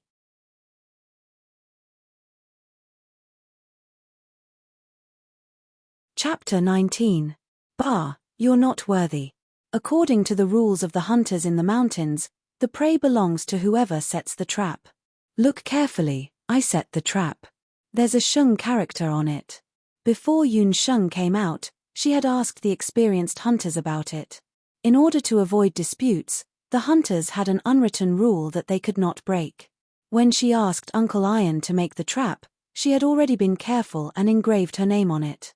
The few youths glanced at the trap and saw the Sheng character. They immediately stuttered. Little trash, it's mine if I say it's mine. I'm the king of the children in Banana Leaf Village. You disobeyed me time and time again. You're asking for a beating. Lei, who was not as smart as Yun Sheng. After being questioned, he flew into a rage out of humiliation. He did not care about the mountain boar anymore. His figure flashed and he wanted to capture Yun Sheng. Yun Sheng was already prepared. She spread her legs and ran forward. Several youths followed behind her, running all the way forward. Who knew that after running a few steps, they heard a series of screams. Two of them stepped on the trap one after another. Their flesh was torn open and they howled in pain. Along the way, Yun Sheng had placed 7 to 8 hunting devices. She lured people towards the location of the hunting devices. As expected, these martial arts students who only had physical strength but no brains suffered a hidden disadvantage. When Lei Hu saw this, he was so angry that his face turned red. He did not care about the injuries of his companions behind him and shouted loudly. Just like last time, he doubled his speed in an instant. Yun Sheng ran all the way and seemed to have run out of energy. She was careless and was pounced on by Lei Hu like a hungry dog and pinned to the ground. The two of them wrestled together. Lei Hu was strong and tall. In a short while, he had twisted Yun Sheng into a ball. Little trash, I'll see how you're going to play tricks now. Lei Hu had just said this when he suddenly felt his arm go numb. He lost control of his entire right hand and hung down. What did you do? Lei Hu looked at his right hand in horror and realized that he couldn't feel it at all. Yun Sheng kicked Lei Hu away with a rabbit kick. She was still holding a bone needle in her hand. Yun Sheng knew that she was no match for Lei Hu in terms of physical strength, so she pretended to be ambushed and waited for Lei Hu to get close to her. Then, she looked at the main acupoint on his hand and inserted a needle. Whose prey is it? Yun Sheng straightened her back with a calm expression. She waved the bone needle in her hand in front of Lei Hu. This is sorcery? Lei Hu couldn't understand how Yun Sheng was able to turn his arm into cotton with a bone needle the size of an embroidery needle. If this wasn't demonic arts, what was it? You're the one with sorcery. Your whole family is sorcery. This is medicine. Yun Sheng didn't use much force. She used the lightest amount of mandala lotus on the bone needle. A youth covered in blood ran over from behind. Lei Hu took a closer look and couldn't help but turn pale with fright. Ah Meng, what happened? That youth was one of the youths that entered the mountain with Lei Hu earlier. His entire body was covered in blood and there was a large hole in his left leg. Brother Hu, it's not good. Magic beast, level 3 magic beast. The youth's face was pale as he shouted as he walked. When he crawled in front of Lei Hu, he lost too much blood and couldn't catch his breath. He immediately fainted. Looking at the wound on his leg, blood flowed out continuously from the large hole as if it was pierced by some sharp weapon. Level 3 magic beast. Yun Sheng and Lei Hu's minds went blank. They both thought of the level 2 little boar at the same time. The little boar was clearly still a cub. How could there not be adult golden rhino boars guarding a cub? Clearly, the little boar took advantage of the fact that its parents weren't paying attention and sneaked out to look for food. It just happened to meet Yun Sheng's hunting tool. Golden rhino boars always come in pairs. 2 level 3 magic beasts. Not to mention Lei Hu and Yun Sheng, even if the village chief came personally, he could only barely fight. Lei Hu woke up with the sound of ripping silk. What are you doing? After all, Lei Hu was only a youth in his teens. Although he liked to fight, he still lacked actual combat experience with magic beasts. For a moment, he didn't know what to do. Seeing Yun Sheng tear open Ah Meng's trousers, Lei Hu was shocked. He didn't care that his right hand was still numb and couldn't move. He made a move to push Yun Sheng away. Shut up. If you don't want him to become a cripple, don't interrupt. He has lost too much blood. If we don't stop the bleeding, even if we save him, his leg will be crippled. Yun Sheng swiftly tore off a few strips of cloth and tied them tightly around Ah Meng's wound, stopping the blood from gushing out. She then used bone needles to poke a few acupoints around him. The bleeding stopped immediately. She took out a few flowers to stop the bleeding, chewed them and covered the wound. Lei Hu had never seen such a method of treating wounds. Before he could blink his eyes, Ah Meng's wound had stopped bleeding. This was even better than the sorcerers of the deity temple. After a quarter of an hour, loosen his wound. If it's still bleeding, tie it up again. Loosen it up again and again until the bleeding is completely stopped. Remember, every quarter of an hour, do not stop. Otherwise, his meridians will die. Yun Sheng methodically treated the wound. She got up and ran back to where she came from. What are you doing now? Lei Hu was tongue-tied. Go back and save them. Are you going to watch them die? You call yourself the king of the children? What kind of bullshit king of the children are you? Yun Sheng glared at him. Her figure flashed, and she disappeared from the other side of the mountain. Do you want to die? That's a level 3 magic beast. Lei Hu finally reacted, but Yun Sheng was already gone. After being yelled at by Yun Sheng, Lei Hu felt even more ashamed. To think that he, a registered martial arts student, could not even match up to a little girl. A level 3 magic beast. She really did not want to live anymore. Only then would she seek death. Lei Hu was extremely anxious, but he could not leave the unconscious Ah Meng behind. Just as he was anxious and did not know what to do, a cold voice came from behind him. You again? Where is she? Lei Hu looked up and saw a handsome young man with a dark face. It had only been half an hour, and that little wild cat had already caused trouble. Lei Hu did not recognize Yi Beiming, but from the way he looked at him, it was obvious that he recognized him. This youth looked even younger than him, but the aura around him made Lei Hu unable to move. Even the martial arts masters in the martial arts hall could not compare to this kind of feeling. You're talking about the little trash? No, you're talking about Yunsheng. She went to save people. Level 3 magic beast. Quickly go save her. There are 2 level 3 golden rhino boars over there. Lei Hu realized that the youth in front of him could save them. Level 3 magic beast. Nonsense. When the youth heard Lei Hu's words, his expression changed drastically. He did not expect that there would be level 3 magic beasts nearby. He turned around and sent Lei Hu flying with a flying kick. Lei Hu felt a sharp pain in his chin. He knew that his jaw had been dislocated from the kick. Lei Hu groaned inwardly. Young master, when did I offend you? Remember, the next time you bully her, it won't just be your chin that gets hurt. A light green wind element swept up. Yi Beiming used a levitation technique and flashed into the forest.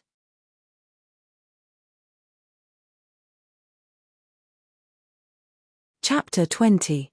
Yunsheng's experience in fighting magical beasts was pitifully little. Before entering the mountains, she had specially asked the old hunters in the village about their experiences in encountering magical beasts. If they encountered a level 1 magical beast, they could use a hunting device to capture it. If they encountered a level 2 magical beast, they could use the hunting device and their own abilities to capture it. If they encountered a level 3 magical beast, unless they had a mage or a martial master, there was no need to think about anything else. 3 words, run for your life. Fortunately, there were not many magical beasts in the mountains, and the golden rhino boar was considered one of the most difficult to deal with. Female golden rhino boars were different from male golden rhino boars.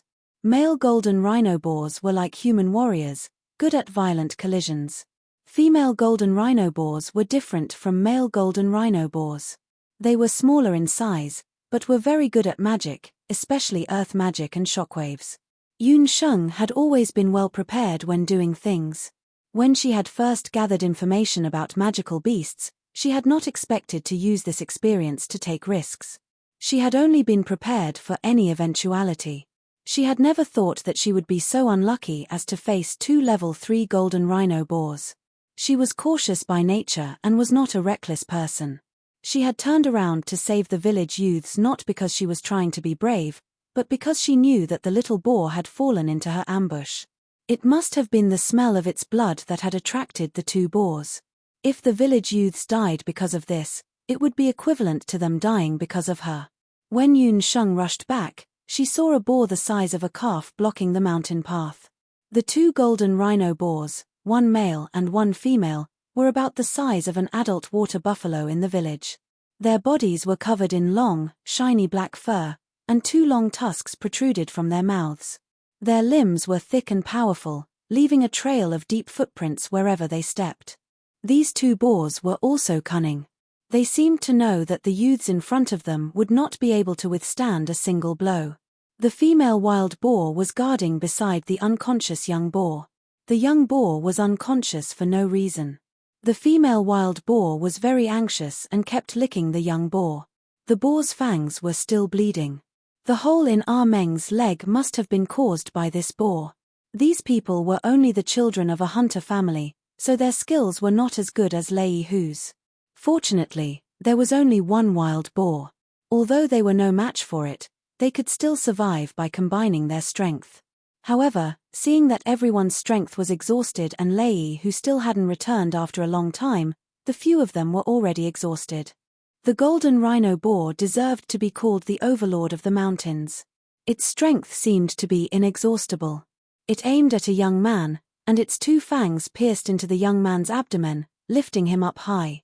Just as the young man was about to land on the ground, an opening appeared in his chest. If he fell, he would definitely be pierced through by the 2 fangs. Bastard! Seeing this, Yunsheng gritted her teeth and threw a handful of bone needles at the golden rhino boar. The golden rhino boar was famous for its thick skin. A few bone needles were unable to pierce through its thick skin. However, Yunsheng's aim was extremely accurate. Although the needles did not injure the muscles and bones, they caused some pain and successfully attracted the attention of the wild boar. The wild boar did not expect that there would be a fish that escaped the net. Its eyes turned and fiercely glared at the thin and weak Yun Sheng. Yun Sheng used the same trick again and led the wild boar towards the mountain path with the hunting devices. But 2 legs were no match for 4 legs. The golden rhino boar appeared in the mountains all year round. As it walked on the rugged mountain path, it was like a tank, crushing everything as it passed. Some small shrubs were even directly crushed by its strong body. Yun Sheng looked in the right direction and pretended to walk past the 2 hunting devices. Who would have thought that the wild boar would step on the trap and instantly deform it? This was bad. This kind of conventional hunting device was not of any use at all. Yun Sheng secretly cursed. She knew that there was no way out. Yun Sheng heard the sound of footsteps getting closer and closer behind her ear. She did not even dare to turn her head. A steep downhill path appeared in front of her. Seeing that Yun Sheng was about to rush down, she suddenly changed her pace. Like a little monkey, she climbed up a tree. The wild boar charged forward and directly rolled down the mountain. The wild boar's cumbersome body rolled all the way down and it let out a burst of furious howls. The wild boar that weighed no less than 300 pounds tried to climb out of a withered leaf. Unexpectedly, at this moment, the soil under its body collapsed, and muddy bubbles appeared one after another. At the bottom of the hill, there was actually a bottomless marsh gas pool. In this kind of deep mountain forest, the withered leaves piled up together and did not see the sun all year round. The withered leaves and rotten branches rotted and could easily form a deadly marsh. The hunters of Banana Leaf Village had relied on hundreds of years of hunting to figure out the most dangerous swamps in the Thousand Beast Graveyard Mountain area. Yun Sheng had kept these places in mind and had to avoid them along the way. The golden rhino boar was also blinded by anger, which was why it followed Yun Sheng and ran around randomly. The more the wild boar struggled, the faster it sank. In just a short while, the entire wild boar sank down and no longer moved, leaving only a few bubbles. Yun Sheng waited until the golden rhino boar had completely sunk before she gasped for breath and climbed down from the tree. Fortunately, she was smart and had already discovered that there was a marsh at the bottom of this hill.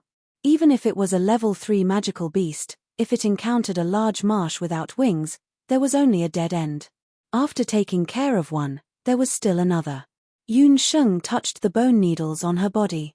In her panic, she had used many bone needles and there were not many bone needles with anesthetic left. Yun Sheng was a little regretful.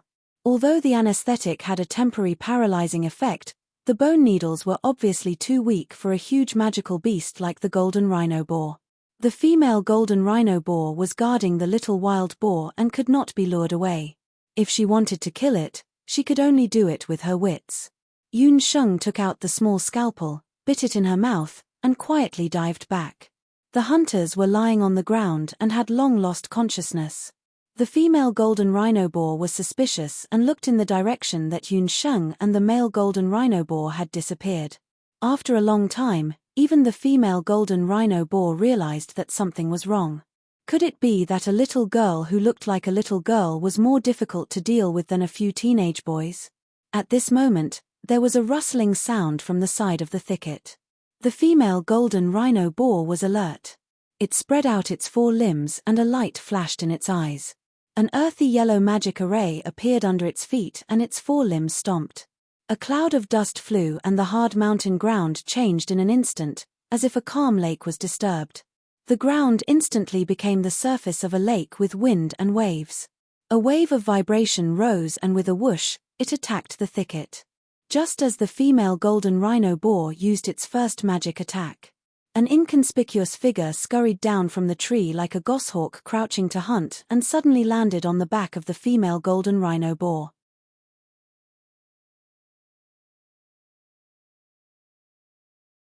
Chapter 21. Magic-type magical beasts were the same as mags.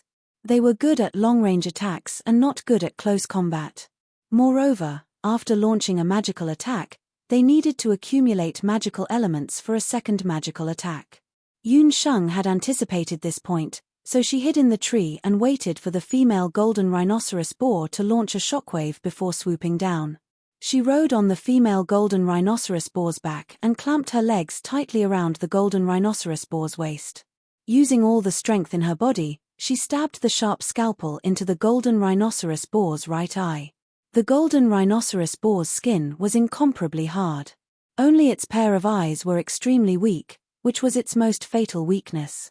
After stabbing the scalpel, Yun Sheng turned her wrist and used all her strength to gouge out the golden rhinoceros boar's right eye. The female golden rhinoceros boar let out a deafening howl. It didn't expect that it would be plotted against by a little girl today. Yun Sheng still underestimated the power of a magical beast when it was in a rage. In pain and anger, the golden rhinoceros boar stood up on its hind legs. Like a person, it fiercely threw Yun Sheng, who was on its back, out. Yun Sheng was thrown to the ground. She didn't even have time to feel the pain and jumped up. In front of her, the golden rhinoceros boar was ferociously staring at Yun Sheng. Its already blinded right eye was bleeding non-stop. Its left eye was scarlet red. Under its feet, an earthy yellow magical formation formed once again. Yun Sheng's face was pale. She realized that the rank 3 female golden rhinoceros boar was not as simple as the rank 1 willow green snake. It could actually launch 2 consecutive magical attacks in a short period of time while it was heavily injured. Wave-like ripples appeared on the surface of the ground again. Yun Sheng felt as if she was standing on a small boat riding the wind and breaking the waves. She couldn't stand steadily. The blood-stained scalpel in her hand dripped with sticky blood. Her clothes were ragged and there were many wounds on her hands and feet. When Yi Beiming rushed over, he bumped into that scene. He couldn't see Yun Sheng's face, but he could hear the intermittent panting of the little wild cat and the smell of human blood in the air. He didn't know if it was Yun Sheng's. That damned magical beast. His heart tightened for no reason. It actually dared to hurt her. A murderous aura appeared on Yi Beiming's handsome face. A black aura surged around him like a venomous snake. Just as he was about to make a move to kill, a puzzled expression appeared on his face. This feeling. The forest suddenly quieted down. The golden rhinoceros boar that was gathering earth element magic stopped. The beast's remaining eye was filled with fear. A brand new magic array floated up beside Yun Sheng. Her pale face was as delicate as jade in the magic array. It was a magic array that symbolized summoners. Yi Beiming was keenly aware that there was a magical beast's aura around them.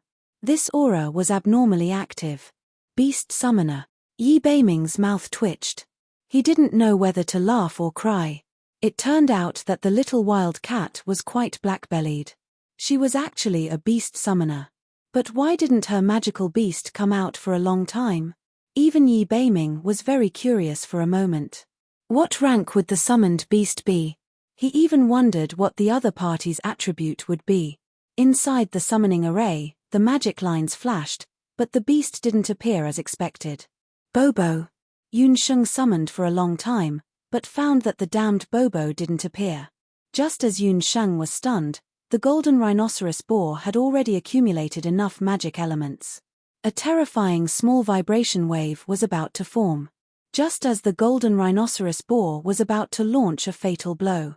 Yun Sheng gritted her teeth and ran forward. At this juncture, she had no ability. She could only desperately escape. Beneath her feet, the ground shook like a tide. Yun Sheng staggered and fell to the ground. She seemed to have felt the golden rhinoceros boar behind her approaching, and the heavy golden rhinoceros boar's hooves breaking her spine. At this moment, there was a suspicious tremor in the trees in front. A small beast figure came out from the trees. Xiao Hei. Yun Sheng didn't expect that Xiao Hei puppy didn't leave and had been following her. The puppy's light brown eyes were a bit blank, as if it didn't understand why Yun Sheng was lying on the ground. Behind her, the golden rhinoceros boar's cumbersome body was approaching step by step. Go! Yun Sheng didn't want to see the puppy get involved, so she shouted with all her might. Her trembling voice and face full of wounds were reflected in Xiao Hei's pupils. There was a touch of anger in its eyes. As if it understood something, it took a step back. Suddenly, its light brown eyes sparkled. It stuck out its tongue and licked Yun Sheng's face. Shaking the short black fur on its body, Xiao Hei's short limbs kicked hard. Its body was like a sharp arrow leaving the bowstring, and it suddenly pounced behind Yun Sheng. After a few days of recuperation, Xiao Hei's injuries had recovered a lot. Its limbs were indescribably agile. It avoided the vibrations of the golden rhinoceros boar and leaped onto the treetops. Xiao Hei shook its short fur in an extremely natural and unrestrained manner. Its eyes shone brightly, and a mysterious force that was like fighting energy, but also like magical elements, was emitted from its body. It raised its head and let out a low growl from its throat. Arth, a howl that sounded like a lone wolf. That howl scraped through the entire forest. In the forest, the wild beasts were restless. Yi Beiming was shocked. He couldn't help but widen his eyes. This was a battle technique. That howl was like a wolf's, and it was full of vigor that shook the entire forest. The blue sky that was covered by the shade of the trees suddenly darkened. The light in the sky above the forest suddenly disappeared. It was as if someone had used a black cloth to cover all the light within a 1-mile radius. Xiao Hei's battle technique awakened, Sky Devourer. The effect lasts for 15 minutes. In this moment, the forest was so dark that one couldn't even see their own fingers if they stretched out their hands. Yun Sheng witnessed this scene and was shocked. She didn't expect Xiao Hei to have such a battle technique. But the surprise only lasted for a moment. Yun Sheng immediately realized that this was a great opportunity to ambush the golden rhinoceros boar. The opportunity couldn't be missed. A golden light flashed in Yun Sheng's eyes. She aimed at the huge creature that was faintly visible in the darkness. She gathered all the strength in her body and aimed at the golden rhinoceros boar's heart. Using both her hands and feet, she strangely rushed up. The power of the dark needle burst forth from Yun Sheng's small body. Pain quickly spread in the golden rhinoceros boar's eyes. That strange force in its heart instantly tore its heart apart. A dying magical beast was terrifying. When the golden rhinoceros boar's heart was pierced, Yun Sheng only felt a huge force coming at her. The next moment, her whole body was flung away. Before she lost consciousness, she felt her body fall into a hard arm. That pair of arms was strangely familiar.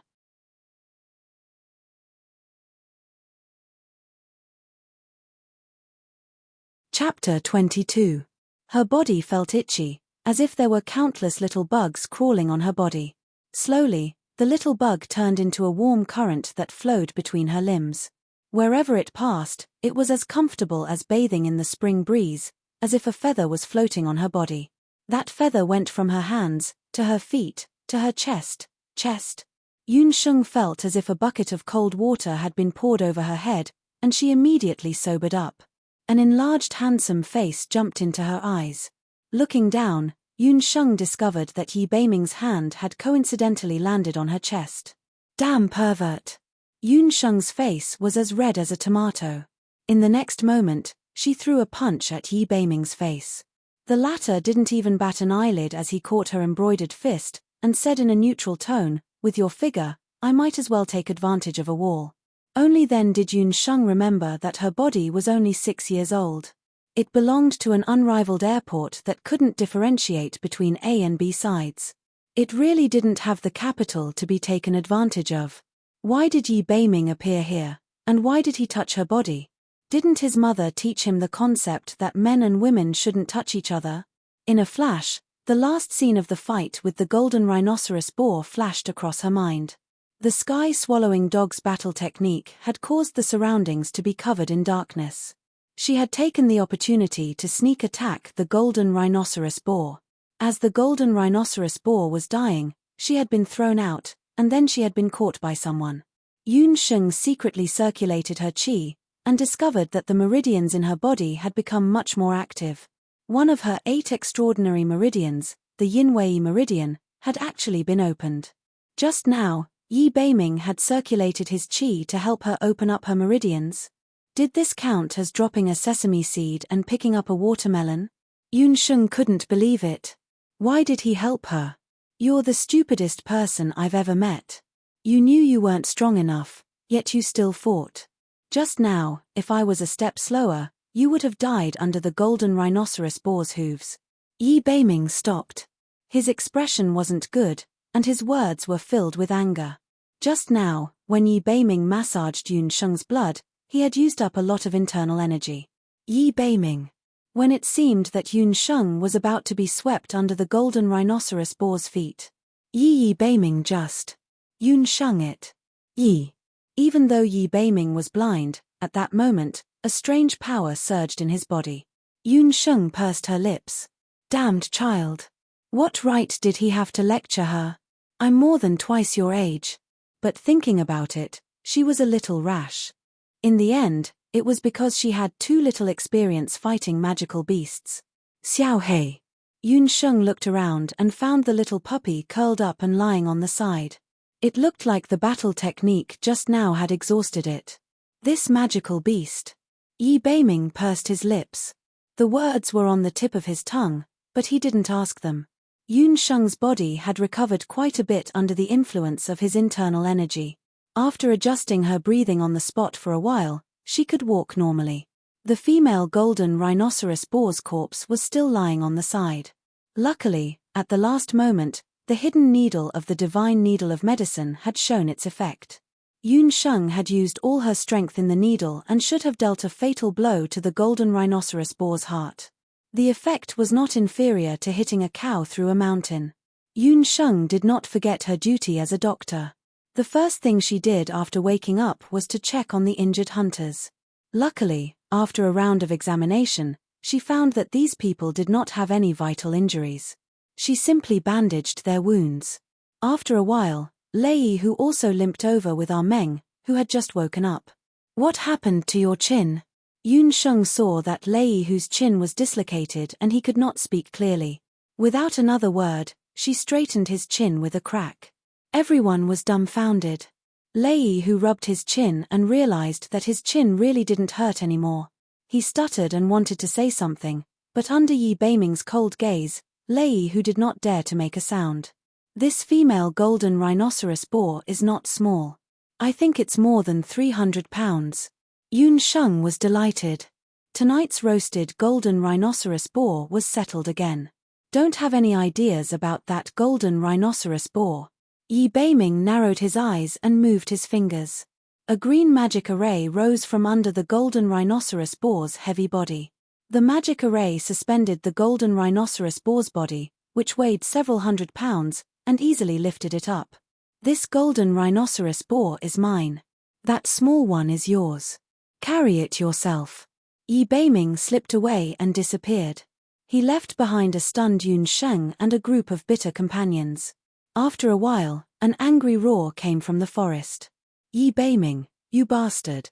A few crows that returned at night cawed and flew over. Miss Yun, we'll help you carry it down. Lei, who saw that Yun Sheng was on a rampage and had nowhere to vent his anger. He gathered his courage and went forward with a few companions. Miss Yun. Yun Sheng really wasn't used to such genteel words coming out of the mouth of a boar like Tsong Leihu. Yun Sheng thought for a moment and decided to dispose of the small golden rhinoceros boar first. A rank 2 golden rhinoceros boar being carried down the mountain was still too eye-catching. Yun Sheng, Lei Hu, and the others discussed and divided the golden rhinoceros boar according to the rules of the mountain. This mountain disaster turned out to be a blessing in disguise. Even though the biggest piece of meat was snatched away by Yi Beiming, this small golden rhinoceros boar was still pretty good. Yun Sheng took advantage of the fact that the sky wasn't dark and hurriedly skinned and deboned the golden rhinoceros boar. After busying herself for half an hour, she successfully divided the golden rhinoceros boar. This entire process caused the nearby Lei Hu and the others to tremble from head to toe. All of them didn't even dare take a deep breath, and they prostrated themselves in admiration towards Yun Sheng's miraculous skill in splitting the pieces. Anyone who had hunted magic beasts before knew that gathering magic beast meat and skinning magic beast skin was a great skill. If there was even the slightest mistake, it would be a great waste. But this small golden rhinoceros boar that weighed less than 100 catties was like a ball of flour that could be casually kneaded in Yun Sheng's hands. It was very smooth. Yun Sheng's dissecting skills were truly too astonishing. She used all of her surgical skills on the golden rhinoceros boar. Skin was skin, bone was bone. A small scalpel was terrifyingly nimble. She was more skilled than any butcher in the village. Looking at her age, Lei Hu and the others really suspected that she was a butcher in her previous life. Moreover, she was a female butcher who killed without blinking an eye and destroyed the corpses without leaving a trace. Oh my God, they would never dare to offend her again. When evening came, the golden rhinoceros boar was divided up. Yun Sheng's title had already been promoted from Miss Yun to Big Sister. In just one day's work, Yun Sheng's status had smoothly changed from Little Trash to Banana Leaf Village's new king of children.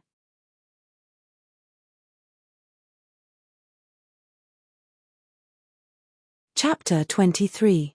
After the wild boar incident, Yun Sheng returned home with a few pieces of high-quality magical beast meat. After explaining the origin of the magical beast meat to her father, Yun Sheng cut some of the meat into minced meat and carefully fed it to Xiao Hei. Today, she was able to successfully escape from the mountain thanks to Xiao Hei. After going through such a life-and-death ordeal, the relationship between Yun Sheng and Xiao Hei was obviously much more stable. If she didn't compare, she wouldn't have known. But now that she did, she almost vomited blood. Yun Sheng quickly thought of her real summoned beast, that damned egg. In the Yun family's small house, the oil lamp was quickly extinguished. Yun Sheng tiptoed out of the house and came to an open space in the medicinal field. After the magic circle lit up, it took a long time for the winged egg to appear. At this moment, the egg closed its wings and let out a loud flapping sound. Damn, it was actually sleeping. Yun Sheng saw this and became even angrier. She violently hit the puffed egg. Only then did the latter wake up. His eyes were still drowsy. When he saw that it was Yun Sheng who was calling him, he immediately became happy. Moi, my dear master, you missed me. Moi, I missed master so much. What kind of beast are you? I almost died during the day. If it wasn't for Xiao Hei, you would have lost your master. Yun Sheng's eyes were almost spitting fire. What was this? Moi, sky-devouring mastiff. When the puffed egg saw Xiao Hei lying on the side coolly, its eyes were full of hearts. The egg somersaulted and pounced on Xiao Hei. Xiao Hei showed a trace of impatience. This egg was too noisy. Mastiffs were a mix of dogs and wolves. They were arrogant and untamed. Other than their own masters, they ignored all other people and magical beasts. Xiao Hei raised its meaty paw and slapped it, intending to push the puffed egg away. Who knew that it had seriously underestimated Moi's strength? The egg pressed down on Xiao Hei's head and its body was directly pressed into the ground by the puffed egg. Moi, what did you say Xiao Hei is? Yun Sheng had already adopted Xiao Hei, but even the most experienced hunter in the village could not recognize Xiao Hei's rank. Sky-devouring mastiff, a mutated magical beast with Bahuang bloodline. But master, since you have a sky-devouring mastiff, you don't need Moi. Moi is prettier and stronger than it. The puffed egg pitifully circled around Yun Sheng. It's not my magical beast, it's my partner. Remember, Moi, in the future, it will be like you, my partner. Yun Sheng did not contract Xiao Hei. With her current strength, she could not contract a second magical beast. She also did not want to enslave Xiao Hei. Xiao Hei crawled out of the ground and shook off the dust on its body. The disgust towards the puffed egg on its face had already turned into vigilance. If it could speak human language, it would definitely burst out with vulgarities. Damn, what kind of egg was this? Under Yun Sheng's education, the puffed egg promised that the next time Yun Sheng summoned it, it would immediately jump out with a whoosh. The night sky was pitch black, as if it had been splashed with ink. The night in the mountain village was quiet and beautiful. In the temple of Jiaoyi village, the female golden rhino boar's belly had already been cut open. Yi Beiming's slender fingers probed into the golden rhino boar's belly. After feeling around for a while, the golden rhino boar's heart was pulled out. The adult golden rhino boar's heart was the size of 2 adult fists and was covered by a large number of fine blood vessels. Yi Beiming exerted force with his fingers and the heart immediately broke into 2 pieces. The inside of the heart was like a broken rice sieve, full of needle-sized holes. This was only the realm of Qi transformation, a realm that even a martial honor would find difficult to achieve. Was it her? Yi Beiming was the last person to make a move. Just as he saved Yun Sheng, he discovered that the golden rhino boar had already died. Long before Yun Sheng woke up, he had already examined the golden rhino boar's body. There were no fatal wounds on its body. Generally speaking, if a magical beast died without a fatal wound, it could only be due to a magical attack or the most mysterious qi transformation of qi in martial arts. That was to cultivate one's qi to perfection and be able to kill without leaving a trace, making it impossible for people to guard against. Yi Beiming vaguely remembered that the moment he fell into Yun Sheng's hands last time, a strange power seemed to have entered his body. She could summon magical beasts. Although the summoning wasn't successful, she could use mysterious qi, but she looked too weak to stand up to a gust of wind. Yun Sheng, who exactly are you? While Yi Beiming was deep in thought, the sound of footsteps came from outside his room. When Great Magus Yang pushed open the door and entered, he said in a strange tone, "I haven't seen you all day today. Where did you go?" "I went into the mountains to hunt." "Didn't you say that I didn't have enough soul stones?" Yi Beiming waved his hand and a 20-year soul stone fell into Great Magus Yang's hand. He had collected a soul stone from the female golden rhino boar's body. "A 20-year soul stone? Are you trying to fool a child? If I want to increase my cultivation, I need a 200-year soul stone. I'm really unlucky. Earlier, I clearly predicted that there would be an abnormally powerful magical beast soul awakening in the Banana Leaf Village area. I asked for help. Who would have thought that there wouldn't even be the slightest bit of a powerful magical beast's aura?" Great Magus Yang was dissatisfied. So his goal in coming to Banana Leaf Village wasn't that simple. Although he said that, Great Magus Yang still put away the Earth-type soul stone. He still wasn't satisfied. "In a few days, make a trip to the Dark Moon Mountain Range and help me find a 200-year soul stone." The Dark Moon Mountain Range was the closest mountain range to Banana Leaf Village. There were a large number of mid-level magical beasts there. Yi Beiming didn't reply. His silence indicated that he wasn't willing to do it. "Not going? Don't tell me you don't plan on curing your eyes. In this world, only I can cure your heavenly blindness." Great Magus Yang let out a crow's unpleasant laughter. Heavenly blindness referred to a person who was born blind. There was no way to cure it. Even divine magic was powerless. Although Yi Beiming had never mentioned it, he had always wanted to see the light in his heart. In his mind, he was constantly thinking about how he had lost everything that should have belonged to him because he was blind, until Great Magician Yang appeared. He had said that he could cure his eyes. If only he could see. Various memories of the past flashed through his mind. His indifferent royal father, the palace servants who gossiped behind his back, the young girl who had resolutely left, and his mocking royal older brother. Yi Beiming knitted his brows and clenched his fists. The expression in his eyes was unclear. After a while, he relaxed his fists and left the temple like a whirlwind without saying a word. This brat seems to be getting stronger and stronger. If this continues one day, I'm afraid I won't be able to control him. I still have to speed up the drawing of that magic array. Like this, my many years of hard work will come true. Great Magus Yang thought to himself.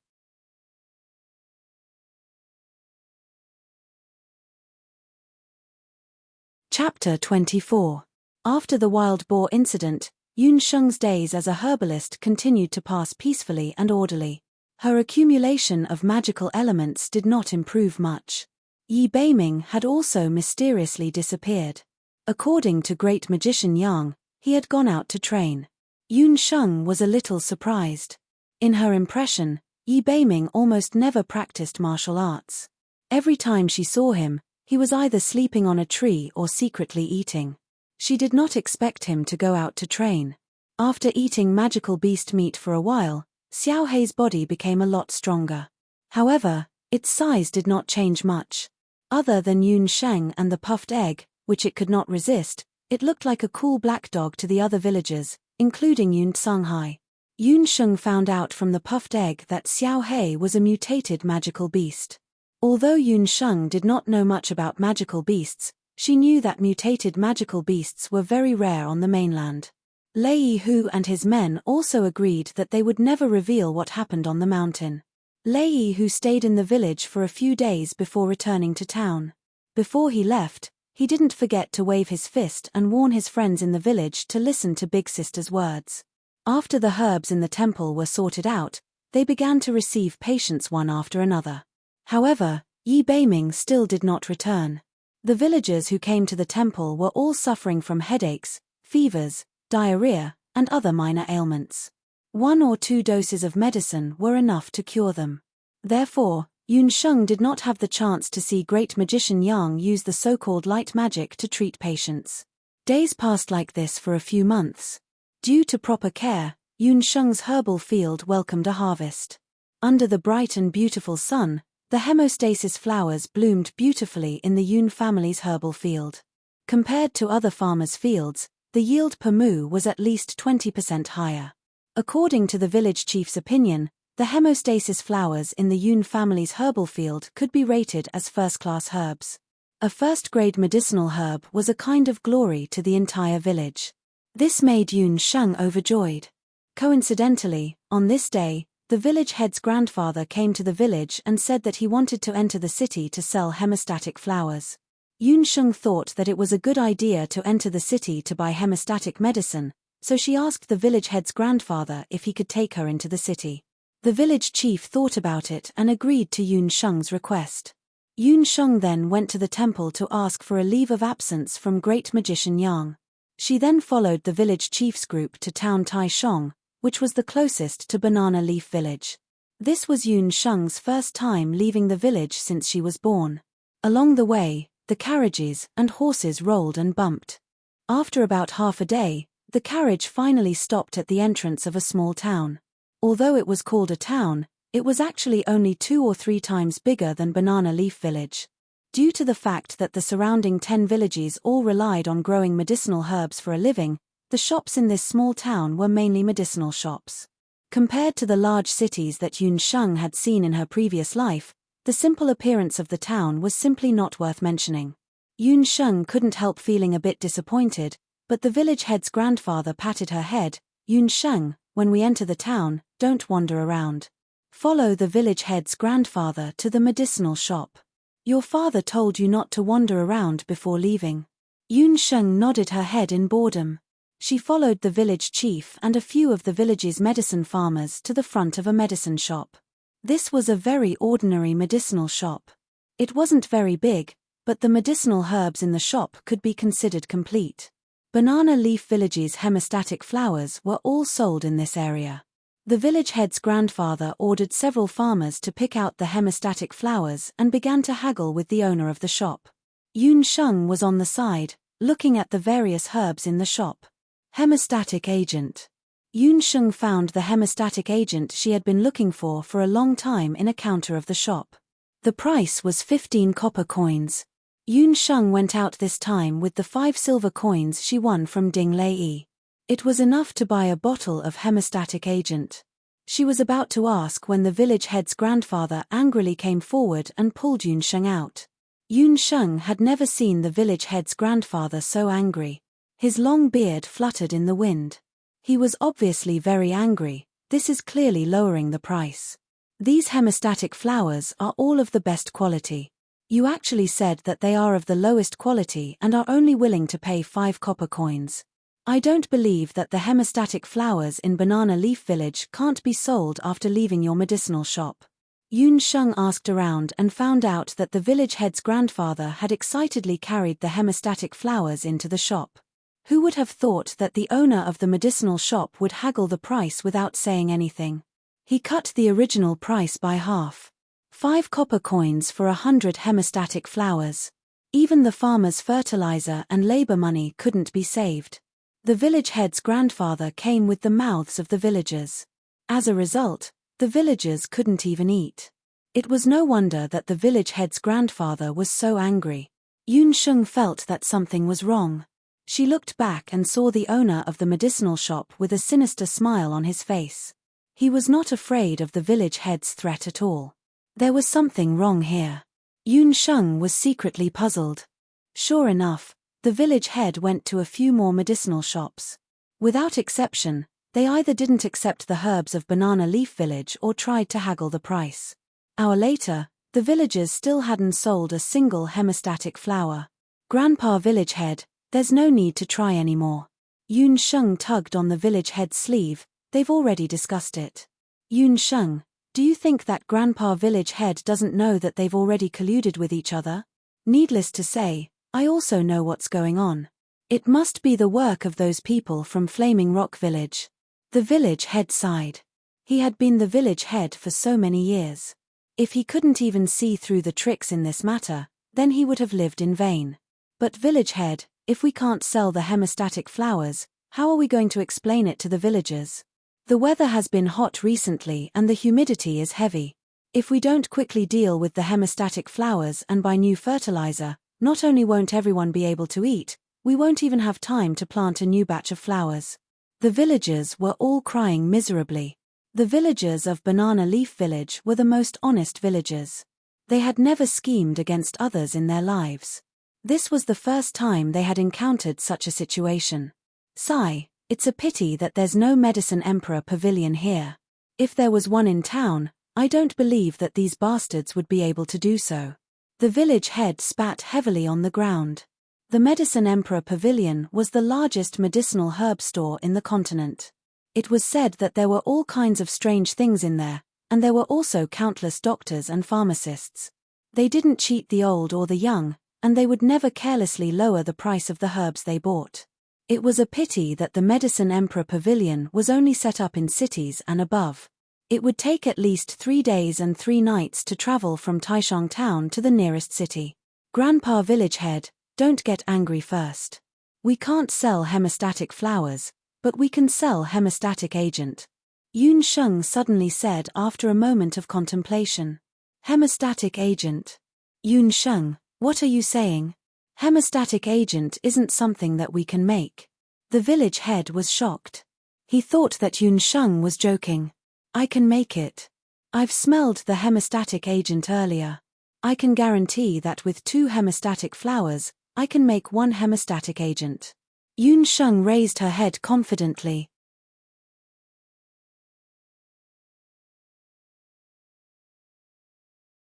Chapter 25. When they heard that Yun Sheng wanted to make her own medicine, other than the village head, almost all the villagers didn't believe it. During this period of time, Yun Sheng's reputation in the village had improved a lot due to the fact that she had become a herbal-gathering boy and the competition between her and Ding Lei. However, she was still a 6-year-old child. Even if she was talented in herbs, it didn't mean that she could make medicine. Not to mention, she could make medicine just by smelling the hemostatic agent. To make medicine, even if it was just a basic medicine like hemostatic agent, only a pharmacist or a specialized magic pharmacist could successfully make it. On the boundless continent, medicine was divided into herbal medicine and patent medicine.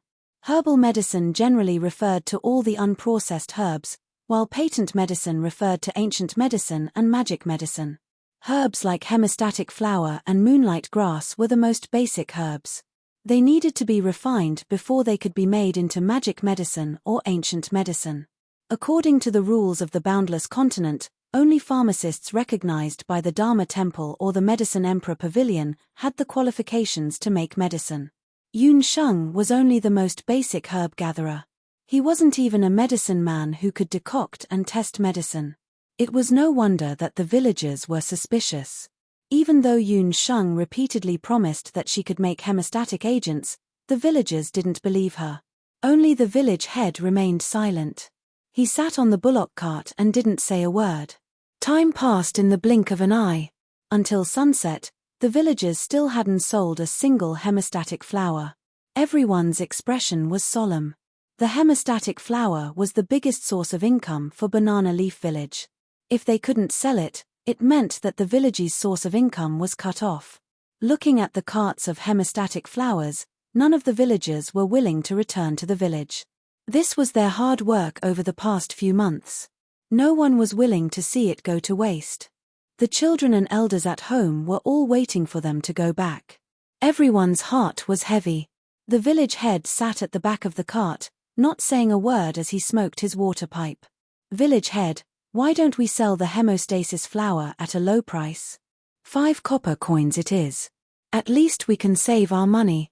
We are running out of rice at home. One of the villagers couldn't help but complain with bloodshot eyes. Yun Sheng, who was watching from the side, was also anxious.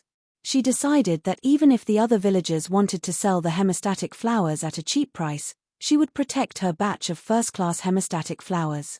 She still had the money from her job as a herbalist, so she could still survive for a while. She had to make the hemostatic agent successfully. The ashes of the hookah in the village head's hand flickered. He suddenly took a deep breath and exhaled the last cloud of smoke. Pull it back. Pull them all back and stop the blood serums. No one was allowed to sell the hemostatic flower cheaply. One had to know that they were not selling it for money, but for the reputation of the entire Banana Leaf Village. If Flaming Rock Village wants to punish us, we will fight back. The people of Banana Leaf Village are never easy to bully. It had been a long time since Grandpa Village Head had made such a big fuss. He was indeed a sorcerer who had once served in the army. Even though he was now enjoying the rest of his life in a small mountain village, today's humiliation had reinvigorated his blood. The village head's words were like thunder exploding in the ears of every villager. It also woke up the villagers who had originally intended to compromise. Even though they still didn't believe Yun Sheng's words, they believed the village head's words. If the village head said that Yun Sheng could do it, then she could do it. The villagers suppressed their anger and drove the ox cart back to Banana Leaf Village. That night, the villagers of Banana Leaf Village didn't sleep well. No one knew what the future of Banana Leaf Village would be if they could no longer sell the hemostatic flowers. Early the next morning, Yun Sheng went to Banana Leaf Village's Dharma Temple and told Great Magician Yang everything that had happened the day before. To make the medicine, Yun Sheng's simple and crude tools were clearly not enough. The Dharma Temple had the largest variety of herbs in the village. It also had the most suitable tools for making medicine and hygiene. Grandpa Village Chief had also informed Great Magus Yang in advance. Great Magus Yang didn't have much interest in Yun Sheng saying that she wanted to make a hemostatic medicine. He was a magus. Even if he wanted to refine something, he would mainly use magic medicine. In his eyes, ancient medicine was just some inferior medicine to treat headaches and fevers. Great Magician Yang wouldn't interfere with the village's affairs. The Dharma Temple never interfered with politics or international affairs. With Yun Sheng's guarantee that she wouldn't delay the Dharma Temple's affairs, Great Magician Yang agreed that Yun Sheng could use the pharmacy for 2 hours at night. However, the herbs she used had to be deducted from her monthly salary. Yun Sheng didn't have any objections to this. That night, after finishing her chores, Yun Sheng walked into the pharmacy wearing her herbalist uniform. As night fell, the bright pine oil lamps in the Dharma Temple illuminated the pharmacy. Yun Sheng picked more than 10 fresh hemostatic flowers. Recalling the smell of the hemostatic agent she had smelled in the herb shop yesterday, she opened the drawers of the pharmacy. The raw material is hemostatic flower. Other than that, there are also red currant flower, fleeceflower flower, and arcane stone. There seems to be something missing. Yun Sheng quickly found the smell of the different herbs in the hemostatic agent based on her memory. Yun Sheng, who was born in the Shenong family, grew up in a pot of herbs. Her tongue and nose were only slightly inferior to her eyes, which had been trained in the Shenong eye. As long as she smelled the herbs, even if she didn't recognize the name, she would be able to identify them clearly the next time she smelled them. However, after grinding the corresponding herbs, she realized that the medicine seemed to be missing something. However, she couldn't remember what it was exactly. The wick of the pine oil lamp was swollen from the suction. 4 hours quickly passed. Yun Sheng still couldn't find the last herb. The agreed time with Great Magician Yang had arrived. Yun Sheng could only extinguish the oil lamp and walk out of the Dharma Temple. When she walked out of the Dharma Temple, a small black shadow scurried in front of her. Yun Sheng didn't even frown. Xiao Hei took a big stride and scurried in front of Yun Sheng. Although it was already a part of the Yun family, Xiao Hei seemed to be a little afraid of Yun Songhai. When Yun Sheng wasn't around, it would spend most of its time outside. When Yun Sheng was about to return, it would pick her up at the entrance of the Dharma Temple. One dog and one person, 2 hazy shadows, big and small, walked between the fields of Banana Leaf Village. Xiao Hei was running happily at the side with the sounds of insects. Suddenly, a field mouse jumped out from the field ridge. Xiao Hei didn't say anything and pounced on it. This pounce caused the night dew on the field ridge to splash all over Yun Sheng's ankle. The fresh and moist smell of the dew assaulted her nose. Yun Sheng was stimulated by the cold dew and thought of something. She finally knew what her hemostatic medicine was missing.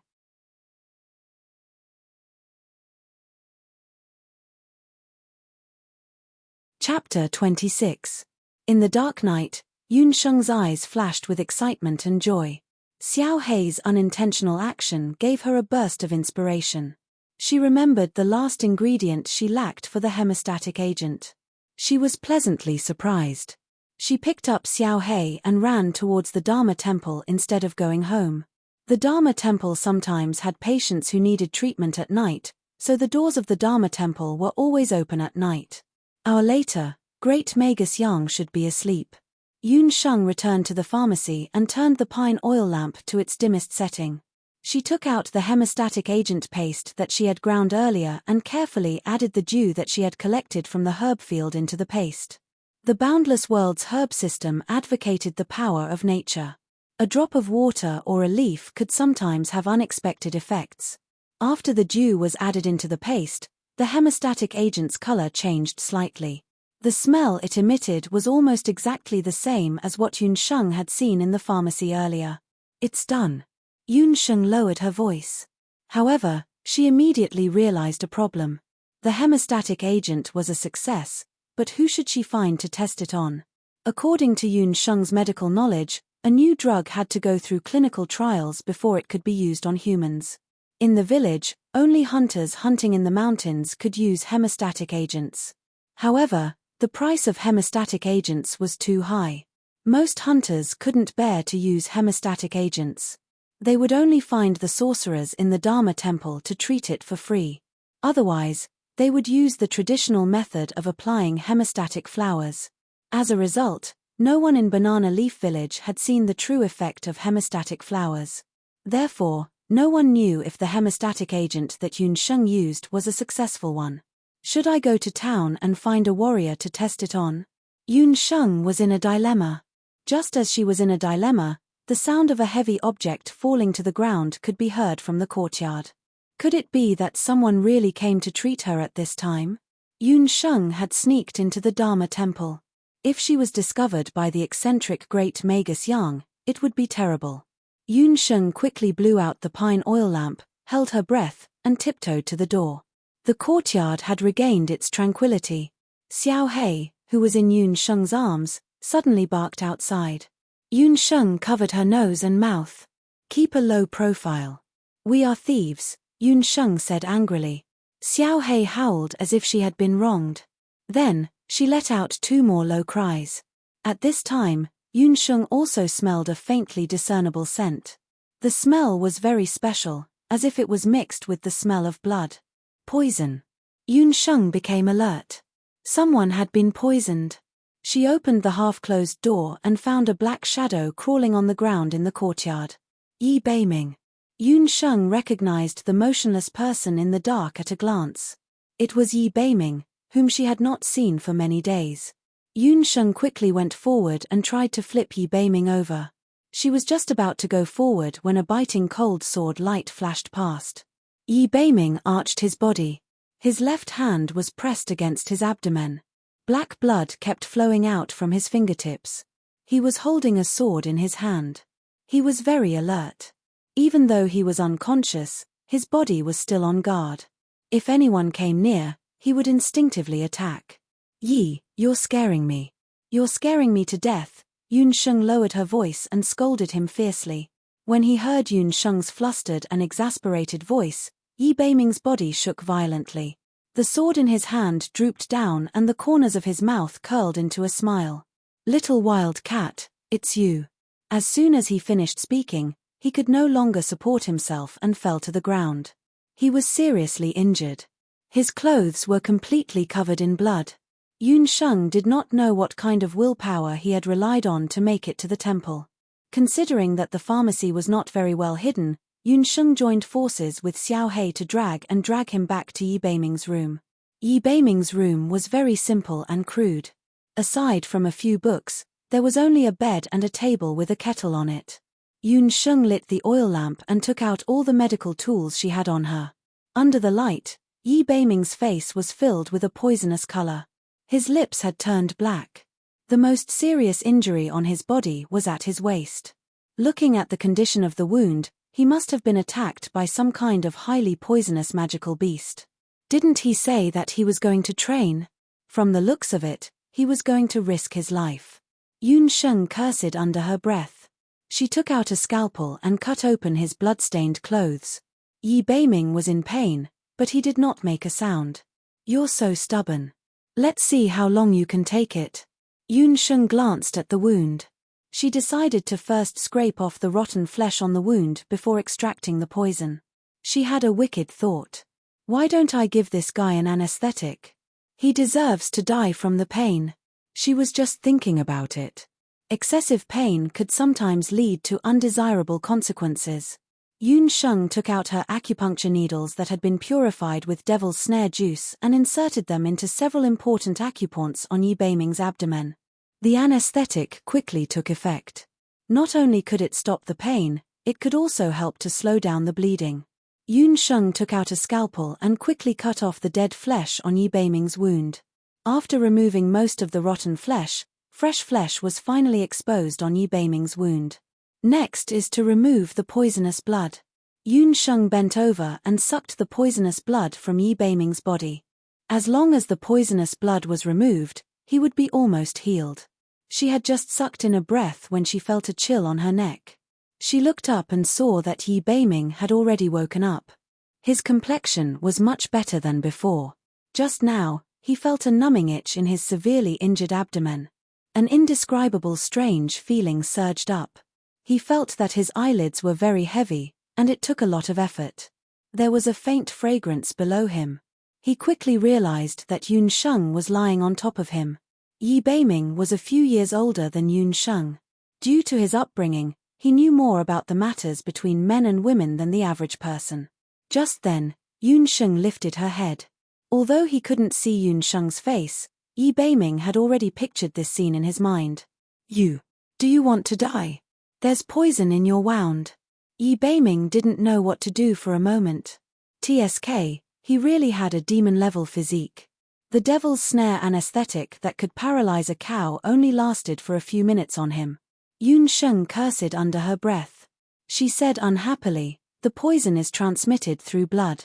You won't die." After saying this, she bent over and sucked a few more mouthfuls of poisonous blood from Yi Beiming. Blood transmission? What was that? Yi Beiming was stunned. He didn't understand what Sheng was talking about. After sucking all the blood, Sheng took out a newly developed hemostatic agent and poured half of it on Yi Beiming's body. "All right, for the next few days, avoid water, avoid spicy food, avoid meat and fish. You can't use force. Calm down, and cook some anti-inflammatory herbs." Sheng yawned. Looking outside, it was already past the third watch. If she still didn't return, she was afraid that Songhai would come out to look for her. Yi Beiming lowered his head and looked at the almost perfect bandages on his body. His expression was strange. Just as he was about to ask, his expression suddenly changed. He stretched out his arm and pulled Sheng's body onto the bed. He lifted the quilt and pressed her under his body.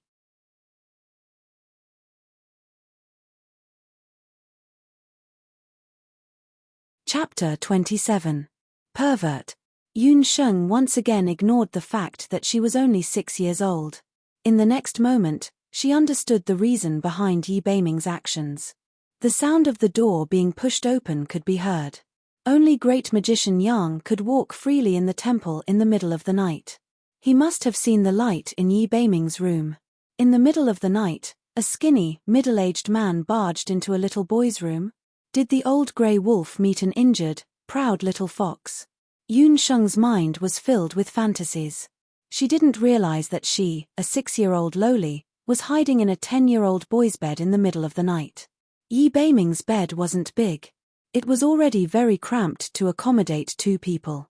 Yi Beiming had just finished treating his injuries, and his upper body had already been stripped naked by Yun Sheng. While Yun Sheng was letting her imagination run wild, she moved slightly, carefully avoiding Yi Beiming's smooth abdominal muscles. When she was sucking the blood, she realized that although Yi Beiming looked slender and handsome, his muscles were very firm.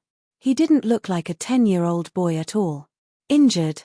Demon beast. Great Magician Yang looked at the bloody clothes that Yi Beiming had thrown on the ground. Yi Beiming had already gone to Yu Wu mountain range many times. Every time, he had entered and exited safely. He had never been in such a sorry state like tonight. Yi Beiming turned his body sideways and tucked the blanket down naturally, covering Yun Sheng's restless eyes. He pretended to lie on the bed and said casually, "I had a conflict with a few hunters. There were summoners and beasts among them." Hunters were professional people in the Boundless Continent who specialized in all kinds of assassination, hunting, and other kinds of missions. They were mostly made up of a few types of people. Warriors above great martial masters, great magicians, and even summoners. Most of them belonged to different hunting groups. Most of them were martial grandmasters and above. Their skills were extraordinary. For the sake of money, they would do anything. They were a group that made people apprehensive on the continent. It was already a miracle that Yi Beiming could escape with serious injuries under the siege of several adult hunters. The poisonous wound on his abdomen seemed to be caused by the hunter-summoner's beast. "Has the wound been treated?" Great Magus Yang's tone was cold, without a trace of warmth. The interaction between the two of them didn't seem like the interaction between master and disciple, but more like, Yun Sheng pondered, unable to discern the relationship between Yi Beiming and Great Magician Yang. "I applied some hemostatic flowers." Yi Beiming frowned slightly. The little wild cat under him moved restlessly. He could feel her delicate nose rubbing against his chest. Noticing that something was wrong with Yi Beiming, Great Magician Yang took a step forward and said, "Let me take a look." Seeing that he was about to remove the blanket first, Yun Sheng, who was hiding under the blanket, felt her heart almost jump out of her throat. "You were the one who sent them?" Yi Beiming suddenly tensed up and pushed Great Magician Yang away with one hand. Yun Sheng wasn't on guard and the bridge of her nose bumped into his wound. The wound that had just stopped bleeding burst open again. Warm blood flowed down Yun Sheng's cheek. A hand quickly reached under the blanket and quickly wrote a few words on Yun Sheng's back. "Don't make a sound." After Great Magician Yang heard these words, his hand that was about to test Yi Beiming paused. He laughed dryly. "How is that possible? You're my disciple. What good would it do me to hurt you? Perhaps you didn't want them to kill me. You just wanted to test me and see how strong I really am. Don't worry, I promise to give you my magic soul as long as you can heal my eyes." Yi Beiming's blood had already soaked the blanket. Yun Sheng could smell the thick scent of blood. Magic soul? Eyes? Yun Sheng's eyes suddenly widened. Their conversation was very strange. Why was she so confused when she heard it? She couldn't understand what they were talking about even after a long time. "That's right. That was our agreement.